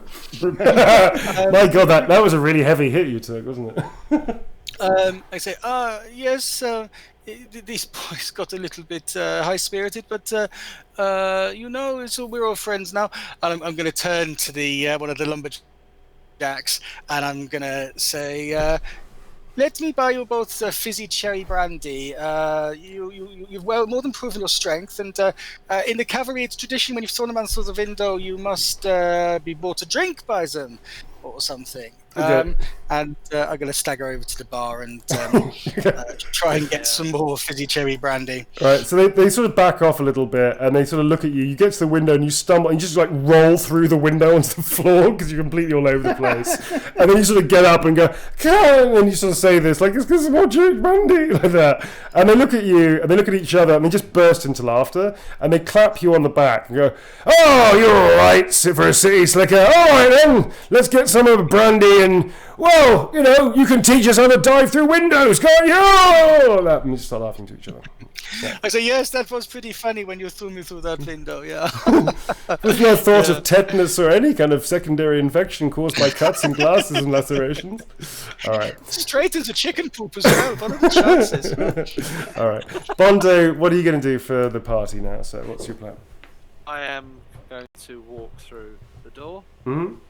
go to the bar, and get more booze. So you lot are just now getting hammered, right? Now is the aim is just to keep drinking. I'm enjoying the music, but I am not enjoying getting through the window.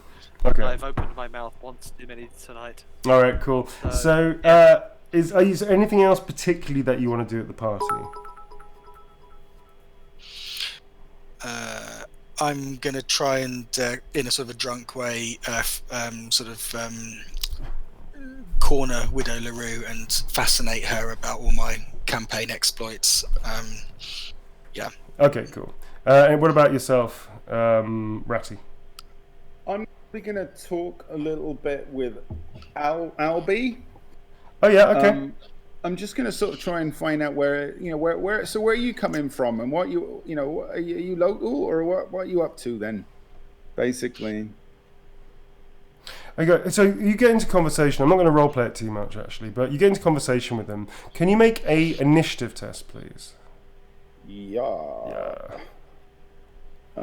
Yes. Sorry, hang on a second.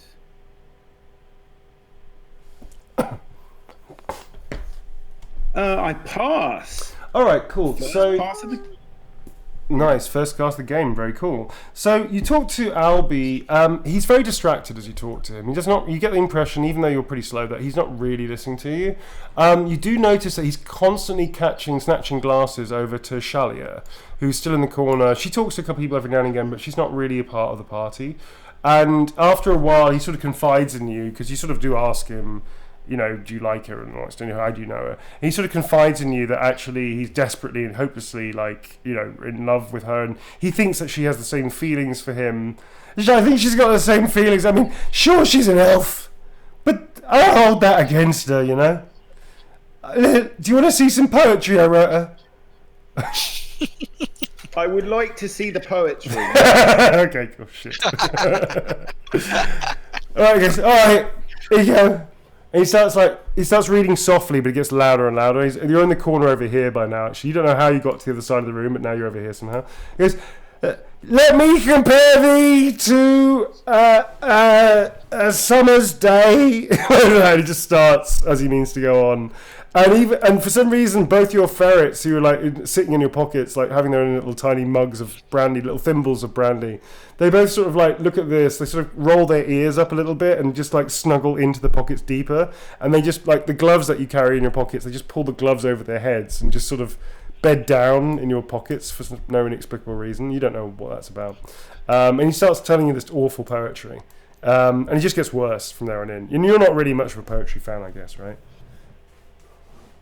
I'm sort of just nodding along, encouraging it to get, like, hoping it will get better. And I'm just wincing a little bit. I mean, I don't know poetry is the first thing I say, but Okay. you know, I like the way that it rhymed. That was good. This is poetry that doesn't rhyme. The bit where you compared her to A clown's face. a what? He says a clown's face. The bit where you compared it to a clown's face. You sure that a cloud wouldn't be better? He goes, A cloud? are you a fucking poet? I'm sorry. I didn't mean to shout. Like, he goes, I didn't mean to shout. And he just starts walking out. He just starts walking out. Have you told her yet about your feelings? He walks out and goes, elves can hear really well. We should go outside. Would you like me to tell her for you? He's going to sit down on the edge, and you two are going to have, like, you're going to get your handbags out and have a good natter, I guess, right? So this is like, you two are just, like, bedding down. I'll tell her. Let me tell her. Let me tell the elf. Okay. He goes, no, I couldn't ask you. You're a good man. I couldn't ask you to do that, even though you are like a close friend now that I've known you for 3 drinks. I couldn't get you to do that. I couldn't. He just starts laughing. I'm going to leave you there for a second because it's getting real weird real fast. All right, Bondo. So Bondo and Ziggy. I can't believe you're letting that stop us. I know, right? So the lumberjacks are. I've got I've got on with the lumberjacks. They actually end up getting kicked out by Hector Brioche. Funnily enough, they make a faux pas with some of the girls, and that's something that Hector isn't cool with. So some of the women. They make passes at one of the women in particular, and Hector's just not okay with it because the woman in question is quite a sweet, nice woman who doesn't really deserve that kind of leery attention. So he literally grabs both of them and helps them out, and he just like gets them to leave the party. And actually, weirdly, they do without much fuss. Apparently, throwing somebody out of a window is one thing, but you know, chatting up a woman is fair enough. He doesn't want to be chatted up. That's not forgivable. So he ends up exiting the party quite rightly. And then he sort of claps his hand and goes, well, you know, they got a bit too out of control, didn't they? You know, people will sleep it off. I'm terribly sorry, Dolores. And he goes over to this woman and goes, terribly sorry, Dolores. That's not appropriate at all. And she goes, oh, it's quite all right, thank you. And so that's that moment over with. So Ziggy, what do you want to do now that you're sort of a free agent again? Steve? Ziggy? You zoned out there a second. Oh, sorry. No, I was on mute. Sorry. No worries. Sorry, forgive me. Yeah, I'm just gonna. I don't know. I don't think there's any more damage I can do here, really. I think I'm just going to enjoy the rest of the evening, getting deeper into my cup. It's rather good cherry brandy, and calming down a little bit. Okay, so I'm going to say that all of you just get more and more and more further into your drinks until, one by one, all of you start just getting away with the party, and after a while, things start spinning a little out of control. And then the night just goes a little blank. Whoa. No way. Ratty was right all along. So I told you. That's the last thing I say. That's the last thing you say. I bloody told you, didn't I? All right. So you sort of you all have like weird, bizarre dreams, and it just gets weirder and stranger and more complicated and more vivid.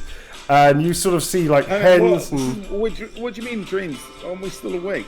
What? You'll essentially kind of pass out, like you just stop being conscious. Oh, we pass out. Okay. Well, you don't necessarily pass out, but eventually you fall asleep somehow, and you wake. Well, basically you wake up the next morning. Ratty, you are upside down in your shrub on top of your bedding. But you're literally sleeping like head first down into into your bed.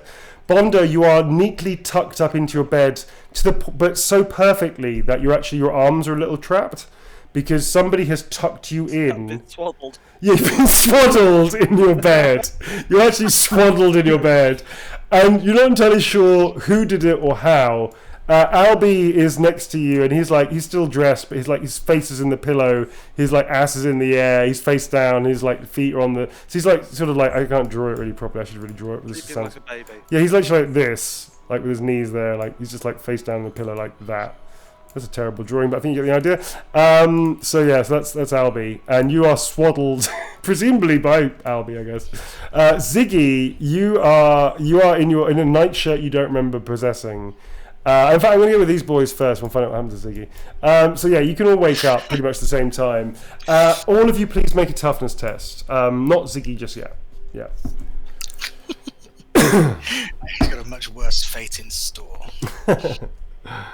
48. I pass with luck. Yeah, you can pass with luck if you wish. Yeah, that's cool. Yes, I would wish to pass. I want to get over this hangover. Yeah, it's going to be nasty. Wouldn't it be great if you could use luck on hangovers in real life? Jeez. Magic. Some people have just got fortunate. I have immunity to poison, and I think that's plus 10 for alcohol. That's plus 20. So I just pass. Yeah, plus 20. So that's a pass. Okay, cool. So both of you wake up. You feel weird and strange, and you have no idea. Like for instance, Bondo, you sort of wake up and your shoes are by your bed, but you're wearing clown shoes, and you don't know. And then you sort of feel something on your face. You touch your face. You've got a clown's nose on, and you start looking around, and you basically have that little sailor costume that you've been saving for all these adventures. Do you remember that little Jean-Paul Gaultier sailor costume? And you got just been playing dress up with us.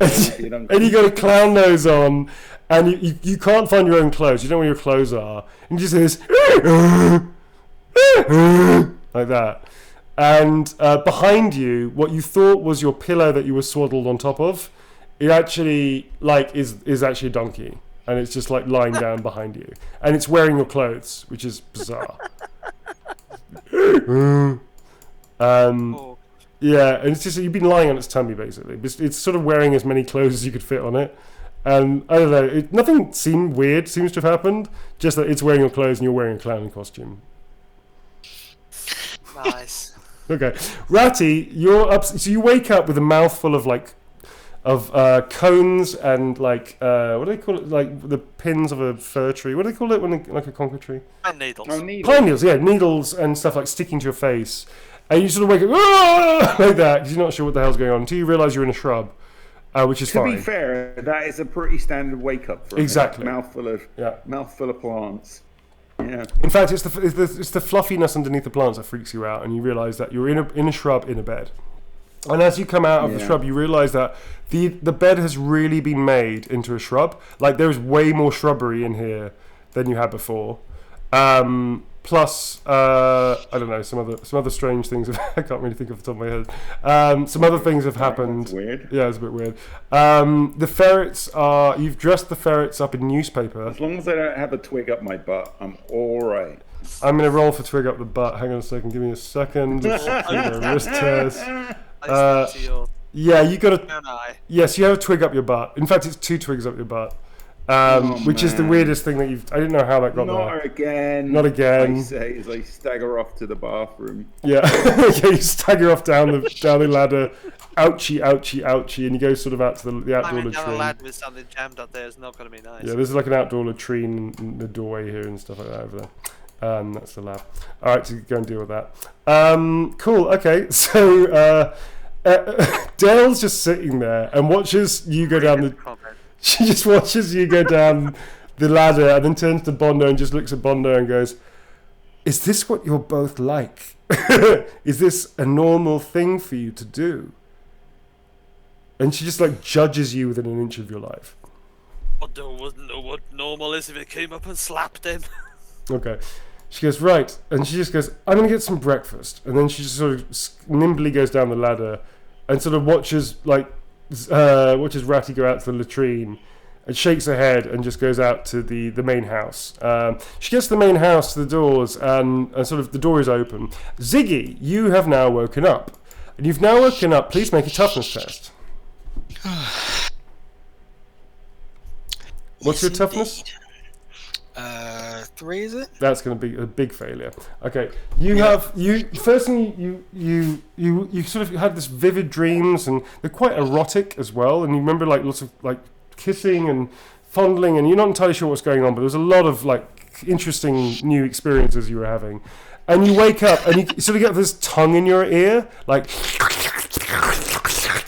that, and it's like quite rough and it's quite forceful and it's a bit like full on. And then you sort of like grab the face that you think is like Widow LaFreuse, except it's really drooly and jowly, and it's got like a lot of slobber. Like there's a lot of slobber going on in this thing that's sticking its tongue in your ear. And then you turn to it, and you come face to face with this enormous St. Bernard dog, and it's just like, and you realise that what it's doing is licking what feels like apple brandy in your hair that's stuck to your head, that's just been coated all over your body. And you look down, and you're in like this nightgown that you don't remember putting on. It's a woman's nightgown. You have no memory of. You still got your boots, your riding boots. You still got your riding boots on, and you're just like lying there, and you have no idea what's just happened. Then the next thing is that the light burns your eyes. You feel in so much pain. You have this banging headache. Your stomach feels like it just wants to collapse in on itself. You feel like awful, like rotten, like to the core. You want to kill yourself. Insofar as it's horrible. It's just awful. Yeah. Okay. Yeah. I think something inside Siggy's going to break at this point. You know, that's sort of the tight ass in him at this point. It's just sort of got to the point where it can't deceive itself any further. And I think he's just going to roll to the left and vomit. Yeah. And then roll back onto his back, okay, and just allow the dog to keep licking his face. just be one in the moment. Just like staring into space as the dog licks your face. Exactly, just contemplating mortality. Because the dog would love it. We all know dogs love a bit of licking up vomit. So amazing. All right. And he's just. I think, and he might actually sort of a smile might even cross his lips, and he might put his hands behind his head and just be one with the universe. Okay, so at that point the gorgeous smell of an amazing cooked breakfast hits your nostrils. Please make another toughness test. No. There's something else to enjoy. 0-3. That's a critical pass. I'm going to throw you a bone, sir, because you are being the bone to the dog right now. That's a critical success. I'm going to say that something just happened with the smell of this food and maybe the feeling of success. You can't remember a single thing from when you said, let's go and get drunk at the bar. But you think that maybe you've done something quite incredible and maybe you feel like more of a man or something, whatever your alpha male whatever your delicate heterosexuality needs to feel like a man or whatever. You think you've done something, accomplished something, that your hangover pretty much dissipates at that. And you feel okay again, to the point where, and maybe it's the dog licking your head, maybe because you're letting the dog lick your head unnecessarily long, like it's on vacation. It's just the 3 o'clock rule. It's a ruse. You get if he feels okay now, he's going to feel absolutely shit at 3 o'clock. Yeah, basically, that's what it is. It's going to come back with a vengeance. Yeah, it's the 3 o'clock rule. And Ziggy doesn't care if there's some wurst on offer. Smells like wurst. He's going to. Yeah. Yeah. Oh, he's. I think he. Maybe if he just started skipping his step, he's going to go over to the river and wash the fizzy cherry brandy out of his hair. Okay. Sort of giggling at himself a little bit. He's probably still a little bit drunk, giggling a little bit at his own sort of ridiculous nature, wearing this woman's nightgown, and wash all the crap out of his hair. And then he's going to go back and get dressed, and then he's going to have a breakfast. Okay. and just smile the whole time, like someone who got laid last night, but he knows he didn't. Yeah, I think we even the chat knows that you didn't get laid last night. Okay, everybody knows that. So gang, the rest of you what are you going to do? You sort of can take enough time to get ready and get up if you wish to, or you can go back to bed. It's entirely up to you. Albie actually does get up and goes, oh God, oh wow, oh the gods, Reynolds Does Albie pain. look any different? Does Albie look like? No, he looks like he's completely normal. He's just dressed in his own clothes, like totally fine. Not even a speck of anything on him. Not even like spread like cider or anything on him. Okay. He's just sitting on the edge here, and you come back in from the latrine having done what needs to be done.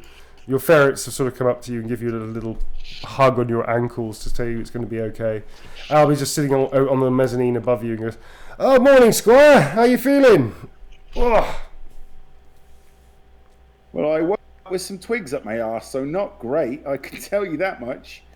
Do you remember what happened after a certain time in the night? You know, it was all going all right, and then my mates got chucked out that window, and then it all became a bit of a blur. If I'm honest, He looks at you. I suppose you remember.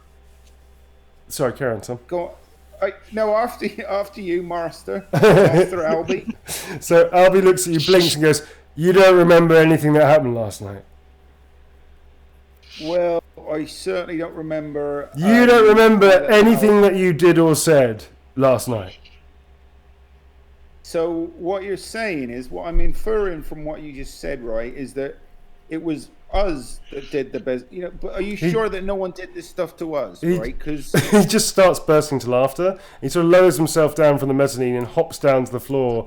He goes, "Oh, Ziggy, you're fantastic." And he just walks off and just claps on the shoulders and goes, "Can't remember a thing." And just like walks out the door. "Breakfast, lads, come on!" And sort of like trots around. He seems completely fine, as does Bondo. Bondo's sort of standing there as well and seems completely okay. Although he's still in the clown outfit, which is a bit weird and disconcerting.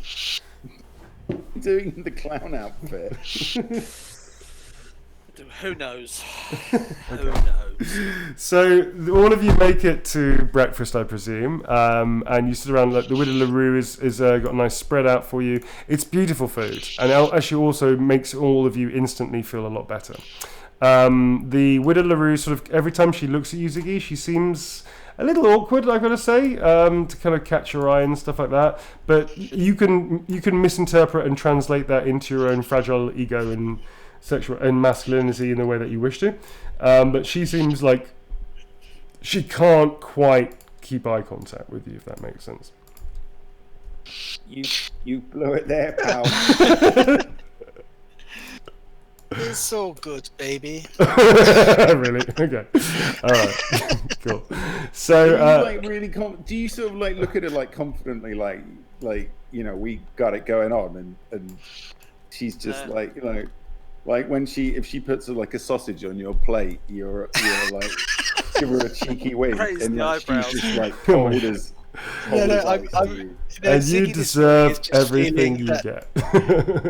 He's just feeling just at peace with the universe until his headache kicks in about, as I say, later this afternoon. Yeah, he's got a real buzz, and he's just, he loves his fellow man and his fellow woman at the moment, and he's just very happy to be alive in a very strange sort I like that he could have broken down completely, and instead he just achieved oneness. It won't last. His bitterness will creep back in by mid-afternoon, as I say. But for now, okay. I feel like we're all growing through hangovers. Cool. So you are going to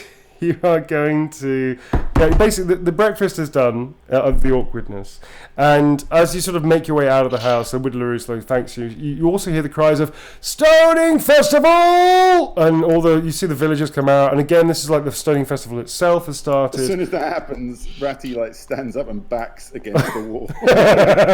Okay, so it's happening. It's happening. I told you. Albie goes, "Don't calm down. It's the Stoning Festival. Come on, it's fun. You have to throw stones in there. There's a kind of piñata thing that you throw against. You get sweets if you win it. Well, that's for the kids, really, I guess. But yeah, it's a lot of fun. You've got to do it." All right, so I immediately go, there's someone in the pinata. I don't know what pinata is. You have no idea what bet pinata they is. put someone in there, don't they? Dale, Put someone in the pinata. Dale, who's been very quiet and really uncomfortably quiet as well at this moment, speaks up and goes, well, I'm going to do the festival because it's honouring the villagers who have given us a free bed and board and food. I think that would be nice. You do as you want. And then she just walks out, like, really, like, disappointed with all of you. And then walks out with Albie, and they start walking towards the stoning area, I guess is what we call it. She's got a Alright, point. well- I'm going to catch up with her. Alright, so Bonner's going to catch up. Ziggy, what are you doing, and what are you doing? What are you two sheepish-looking fellows doing? I shout after them, if they make us do a lottery, then we're in serious trouble, boys. And then I sort of go behind. I'm basically dragging my feet as I go. Yeah, sure. Okay. So what you witness is kind of like a part ritual, part river management thing, as I told you about, as Albie told you. The stones are picked up, and there's a practice it's a well-known practice in Tal and the Old Faith. You actually recognise kind of what they're doing, because there was a stream and a brook that you grew up near in your village, Ratty, that they used to do something like this. So you instantly realise what this is all about. And So I say, oh, this kind of stoning. Yeah, exactly. Right. So what they're doing is all the villagers pick up a large stone or whatever they can carry, and they go to the Varsvorter, and there's a stretch here, and it looks like they've been doing it all along the Varsvorter. So basically what they're doing is deepening the stretch, which runs through the village, and slowing the water down, making it suitable for fishing and waterfowl and things like that. The procession is led by Hector Brioche in his semi-official capacity, as you've learnt, as the village headsman. The honoured guests go first. You see the gentleman who you will now know is apparently the Duke of Wortinghamsham, or something. That's the guy, the pompous guy. Next is Chalier, then Albie goes next, and then you are encouraged to take your place as honoured guests of the village. You will have to pick up a stone, you have to carry it, any stone will do. You carry it to the side, you place it down, and then that's how the procession ends. You also notice a man comes out of the house over here. He was the same guy that none of you talked to, but he has this kind of bearing about him. Ziggy, can you make a +20 initiative roll, please? Uh-huh. That is a failure, right? No, I can't. You can't. All right. So there's something about the guy that is interesting to you, but you can't quite place why. He's actually helping what looks to be his partner or his wife out from his house, and they come out last after the rest of the ceremony. She looks infirmed. She looks like she's not well. She has a cowl over her face.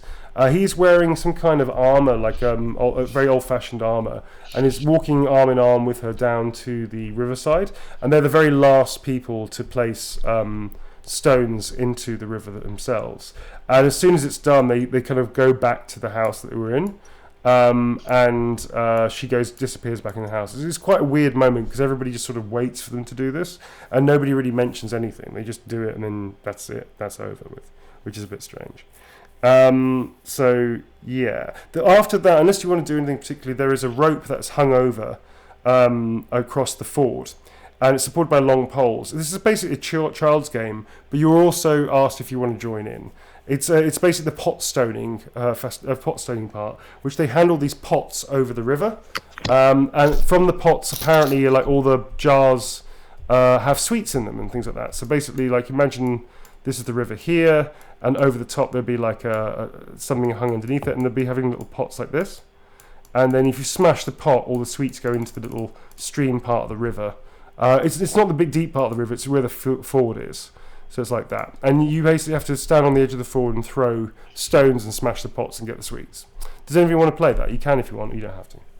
Yeah, give that a go. Alright. Tom? Those of a bit of that, I like the sweets. I know I'm not partaking because I still fear these kind of bits of the event. I'm sort of just hanging back. Alright, Jim. So you're the only adult playing, Jim. The rest are children. So it's in keeping with our PC spirits. Just going to reinforce Ratty's view that he's actually just a child. Exactly, yeah. As Bondo goes forward, I nod and go, "That's right, my lad. You have a little go. Go on then." Because you still think that all gnomes, halflings, and dwarves are essentially children with beards. All right, love it. Oh, bless him. He's Big feet and hairy. the little lad's having a go. Go on, Bondo. Bless it. A game for the little people and stuff. All right. So roll your ballistic skills, sir. What is your ballistic skills? Not going to be good, is it? The ballistic skill is 20. Oh fuck! That's a critical hit. All right. So you actually do a thing, and everybody's watching. The whole village is watching because they're sort of laughing a little bit at the fact you're doing it, or like half a village are watching. And you pick up a couple of stones, you put them in one hand, and you just sort of feel a bit lucky. So you just let it fly, and both of these stones fly off and split, and they sort of hit two jars at the same time, and both jars explode, and all the sweets sort of scatter into the low stream, and all the children go crazy, and they clap and they cheer you, and they go and grab the sweets from the stream, and it's brilliant. It was amazing. It was really good, like an incredible throw, to the point where you now have +10 to all your fellowship and leadership roles with the people in the village.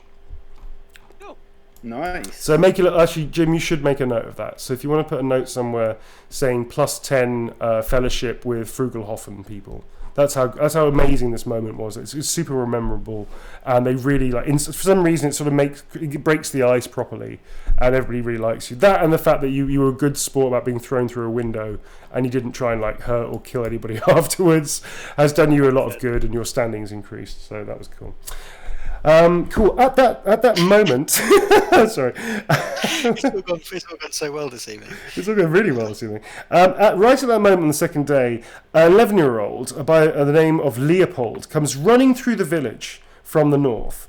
He's been checking on. He says, we don't know what he's been doing, but he's screaming, and he's screaming and screaming and screaming and screaming. He goes into the centre of the town and goes, "Help! Help! Help!" like that. And all these people who've been milling around, basically the whole town's playing games, the whole village is playing games and chatting and drinking and there's street dancing, that kind of stuff. But the second that he runs into the centre of town, he just stops and starts screaming at the top of his lungs. You're actually quite close to where he is, funnily enough. You're just going to stare at him. I shout at Bondo. Bondo, you should have left some of the parts for him. Correct. How close am I? How close is Bondo to this kid? This kid, you're literally in the centre of the village, and with other people around, you're actually chatting to whomever, villagers and whatnot. And he's run straight, pretty much slap bang into you. So you're right next to the kid. I'm going to say, is this part of the Stolen Festival? The arrival of the Calamity Bearer? I don't know. I don't live there. So is someone going to deal with that? I don't know, problem. Has anyone else noticed this? Alan, I'll turn to the kid and ask him what's wrong. he goes, I found Armand Leroux. He's lying on the slopes. This is the kid that was looking after you in the stables. Alain, the guy who you now know is a man called Alain Gascoigne, who was the gentleman that has the poorly wife. Because you've been gossiping a little bit about the village. The guy came down to the waterside with his wife. Who's infirmed. That's Alain Gascoigne, and Hector come over. And they sort of look and goes, "Listen, will you come and help? Will you come and assist us? He's just talking about over there, but we need some help. I fear." Like Hector's just, I've got all these things to look after. Could you go with Alain and help the boy? Oh, go on then. So yeah, Bondo gruffly agrees. Okay, Bondo's on his own, seemingly. All right, so We're sort of trying. We don't all need to say yes, yes, yes, yes. Yes. no, but it would be nice if more than one of you spoke up, because you're supposed to be kind of heroes somehow, aren't you? Is that what we're supposed to do? No, not really. So I couldn't hold the laugh in. I'm sorry. Okay. So you all sort of chase with Alain, or Alain, however I'm going to pronounce this, up the hill with the young boy who is Leopold, and you come to this hill, and you see in the near distance a body of the young boy. Armand, you sort of recognise him from the previous day, and he's just lying still, and he's just not moving. What do you want to do? He's sort of in the distance here, basically, like that. Are we? Those Have going we to got go any over of and our check him for a stuff? pulse and all that sort of stuff. Sure, if you can. You've got some medical skills, haven't you? Yeah. Heal poison, cure wounds, a few other bits and pieces. I'm going to say cure wounds and heal will be able to help you. So you can make an intelligence test plus 10, I would say, if you get to the body. Sorry, I should explain the body actually. Sorry. So you get led to the search of the body, which is about a mile outside the village to the north. It's lying face down, and when you turn it over, the cause of death is plain. A massive wound in the stomach has apparently cut Armand into two. There are cuts everywhere on his body. It's obvious that So what's your initiative test, please? Intelligence test. Sorry. Intelligence test. That was 29, but I did roll an 80, so I missed the first one. Whichever the first roll was the roll you were supposed to make. So that was intelligence. Yeah, that was 80, so I failed that. You failed that one. Okay, cool. Yeah. Does anybody else want to sort of examine the body apart from Bondo? Have we got any of our kit with us? You've got Like anything sword, basic. You've got basic that. stuff like you always carry your sword with you, I would say. So basic stuff like that Yes, is fine. Yeah, that's fine. Okay. Otherwise, I was going to sort of shake my head knowingly and go and collect my sword and shield from the from the stable before examining the half-dead man. But if I've got my sword with me, then I will. I might. What's the sort of the lay of the land? Is there? Can we sort of get to a hill where I can see? You're actually on a hill. You're on a slope of a hill. So can I get to sort of the top of the hill to sort of look to see if I can see where he might have come from or something like that? You know, Sure. He's got there somehow. Can I follow a trail back to the crest of the hill or something? Sure like thing. that In fact, do you want to make an initiative test to have a look in the area and search the area? I do. Yes. What's your Let me roll intelligence? this dice. What's your here, initiative? and it's going to be a 25. Cool. Sweet. Okay, so that's a My pass. initiative is 46. Great. So that is a huge is, big yeah. pass. All right. So you notice you sort of look at the area trying to find tracks, and actually you come across something quite strange. You don't know how this. Obviously, Armand has been cut in two, and there's cuts and gashes all over his body. You're not entirely sure what caused it, to be honest. None of you are. However, you sort of look around the area, and you find like a couple of yards away, lying near the body, is in fact what looks like two pieces of bone. And they look like they're partially fused, as if healed from a fracture or something. There's also a smear of dried blood on the bone. And at that point, folks, we are going to stop the game here. So, yeah, all right, scream. All right, cliffhanger. What's going on? Yeah, in fact, I should say you hold it up to the light and somebody like Ratty goes, bone! That's how you Do we finish it. reckon, just so that cliffhanger is like 10% better? Oh, fuck you. Does anyone recognize what that bone thing looks Why like? don't you make initiative tests, all of you? We'll end it like that. All right. Yeah. So you hold the I told bone you up. Ziggy holds the bone up to the light. That's 100.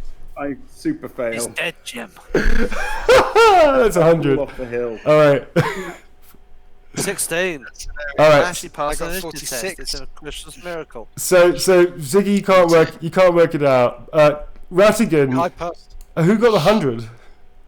I That did. was- All right. So Rattigan, That's 200s in one game. that's It is. 200s in one game. Yeah. So He reckons it's a jellyfish. Back up my butt. So Jim, you hold. Sorry, so Ziggy, you hold up this bone to the light and go, look what I found over here. They all kind of come around you, and the first, can you make? I'm gonna really fuck you up because I really want to. So Ratty, you just point and you completely lose your mind and you go into panic and you just go a dragon like that as you point at the bone. Can you make a cool test, please? Yeah. Okay. Oh no.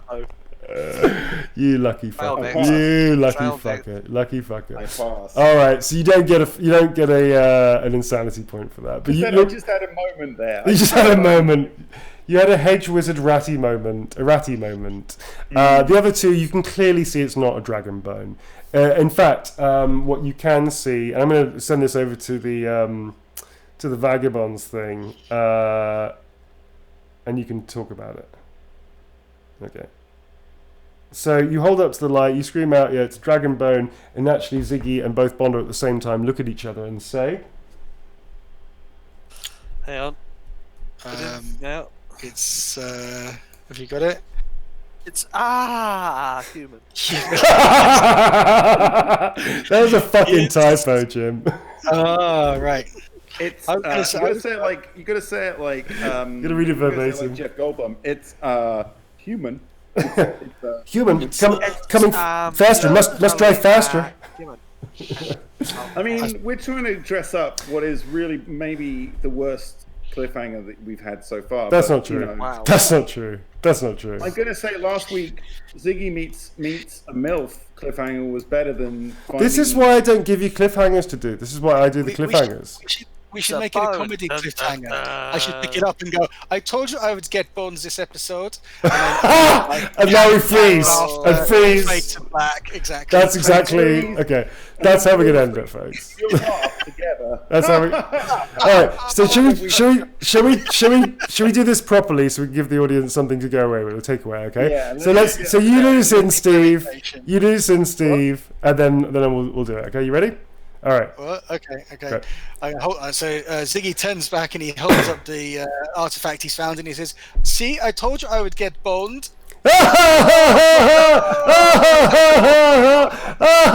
Now somebody flip the table. Yeah, that's it. That's how it ends. That's the cliffhanger. Comedy cliffhanger. First comedy cliffhanger. Dice on stage. Bam. All right. Yeah, Tommy Coopered it. Fucking hell. We really have to work on that better, though. We have to work on Jim that. now using references that our grandparents will get. I didn't even hear what he was referencing, so I have no idea. I said, "Is a Tommy Cooper moment died on stage?" Yes. Yes. Oh wow. All right. So He actually died. he on actually stage. died on stage. Yeah, Here's the let's thing. move on, then.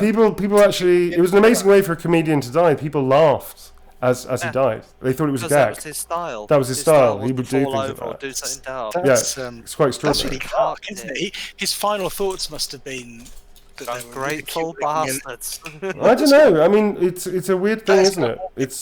It's quite a way for an entertainer to go. It's like he died with the Guys, let's we're just bringing this to end on a crashing downer. So maybe let's just Yeah, thanks, Jim.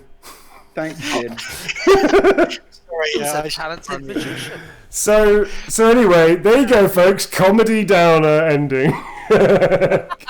It was really, really good. It was nearly really good, and we blew it. We fucking blew We it. obsessed on a stupid detail. We really did. Stupid, yeah. Well, I just want to say that was different. This was a different episode. This isn't.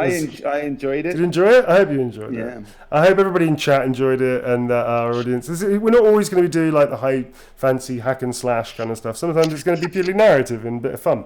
I promise you we'll get back to killing all kinds of horrible creatures soon. Because them fate points aren't going to spend themselves. I hope everybody's had a good time. Everybody's had a good time. I had a good time. I had a good time. How are you doing, players? You had a good time? Oh yes. Yeah. Yes, thank you kindly. All It's right, always cool. good with you. All right. Well, listen, we'll see you in 2 weeks' time for the next Vagabonds. Thanks very much. And a reminder that this weekend is not Chaos Crew Party. I'm going to be doing a Lonely Hearts Valentine. Streamly.com/Neil Newborn. If you do want to get somebody you love or hate a photo, and I'll put any message that you wish to put on there within reasonability. And we may, if we have time, which we probably will in the slot that we have, we might do some Among Us for anybody that's in the chat. You can ask questions about any of the work that I've done. If any of the boys are around, you can ask questions to them as well if they want to come along and play some Among Us. And it's just going to be a bit of fun for those of us that don't have Valentine's for the evening. All right, because Valentine's Day, go fuck yourself. Do you know what I mean? All right, folks. So listen, thanks very much to Shannon and to Yogo. Thank you to them for their awesome moddingness. And to the Discord lot as well. Thank you very much indeed. Boys, anybody want to say anything before we get going? No. Thank you for tuning in, folks. As always, it wouldn't be the same without you guys listening. Thank you. Thank you for putting up with our diversions and. You sound kind of sad about. Don't worry, I'm going to do a flashback episode where you and I, in great Terrible, detail, terrible Steve, bullshit. you and I, in great detail, Steve, go through blow by blow what happened to you that evening. Yeah, and why my endorphin levels were quite so high the next morning. Oh man, I really ripped myself into a corner this time. All right, folks. Well, thanks very much for joining us. We'll see you in a couple of weeks' time for more Vagabonds. Bye. Bye. Bye.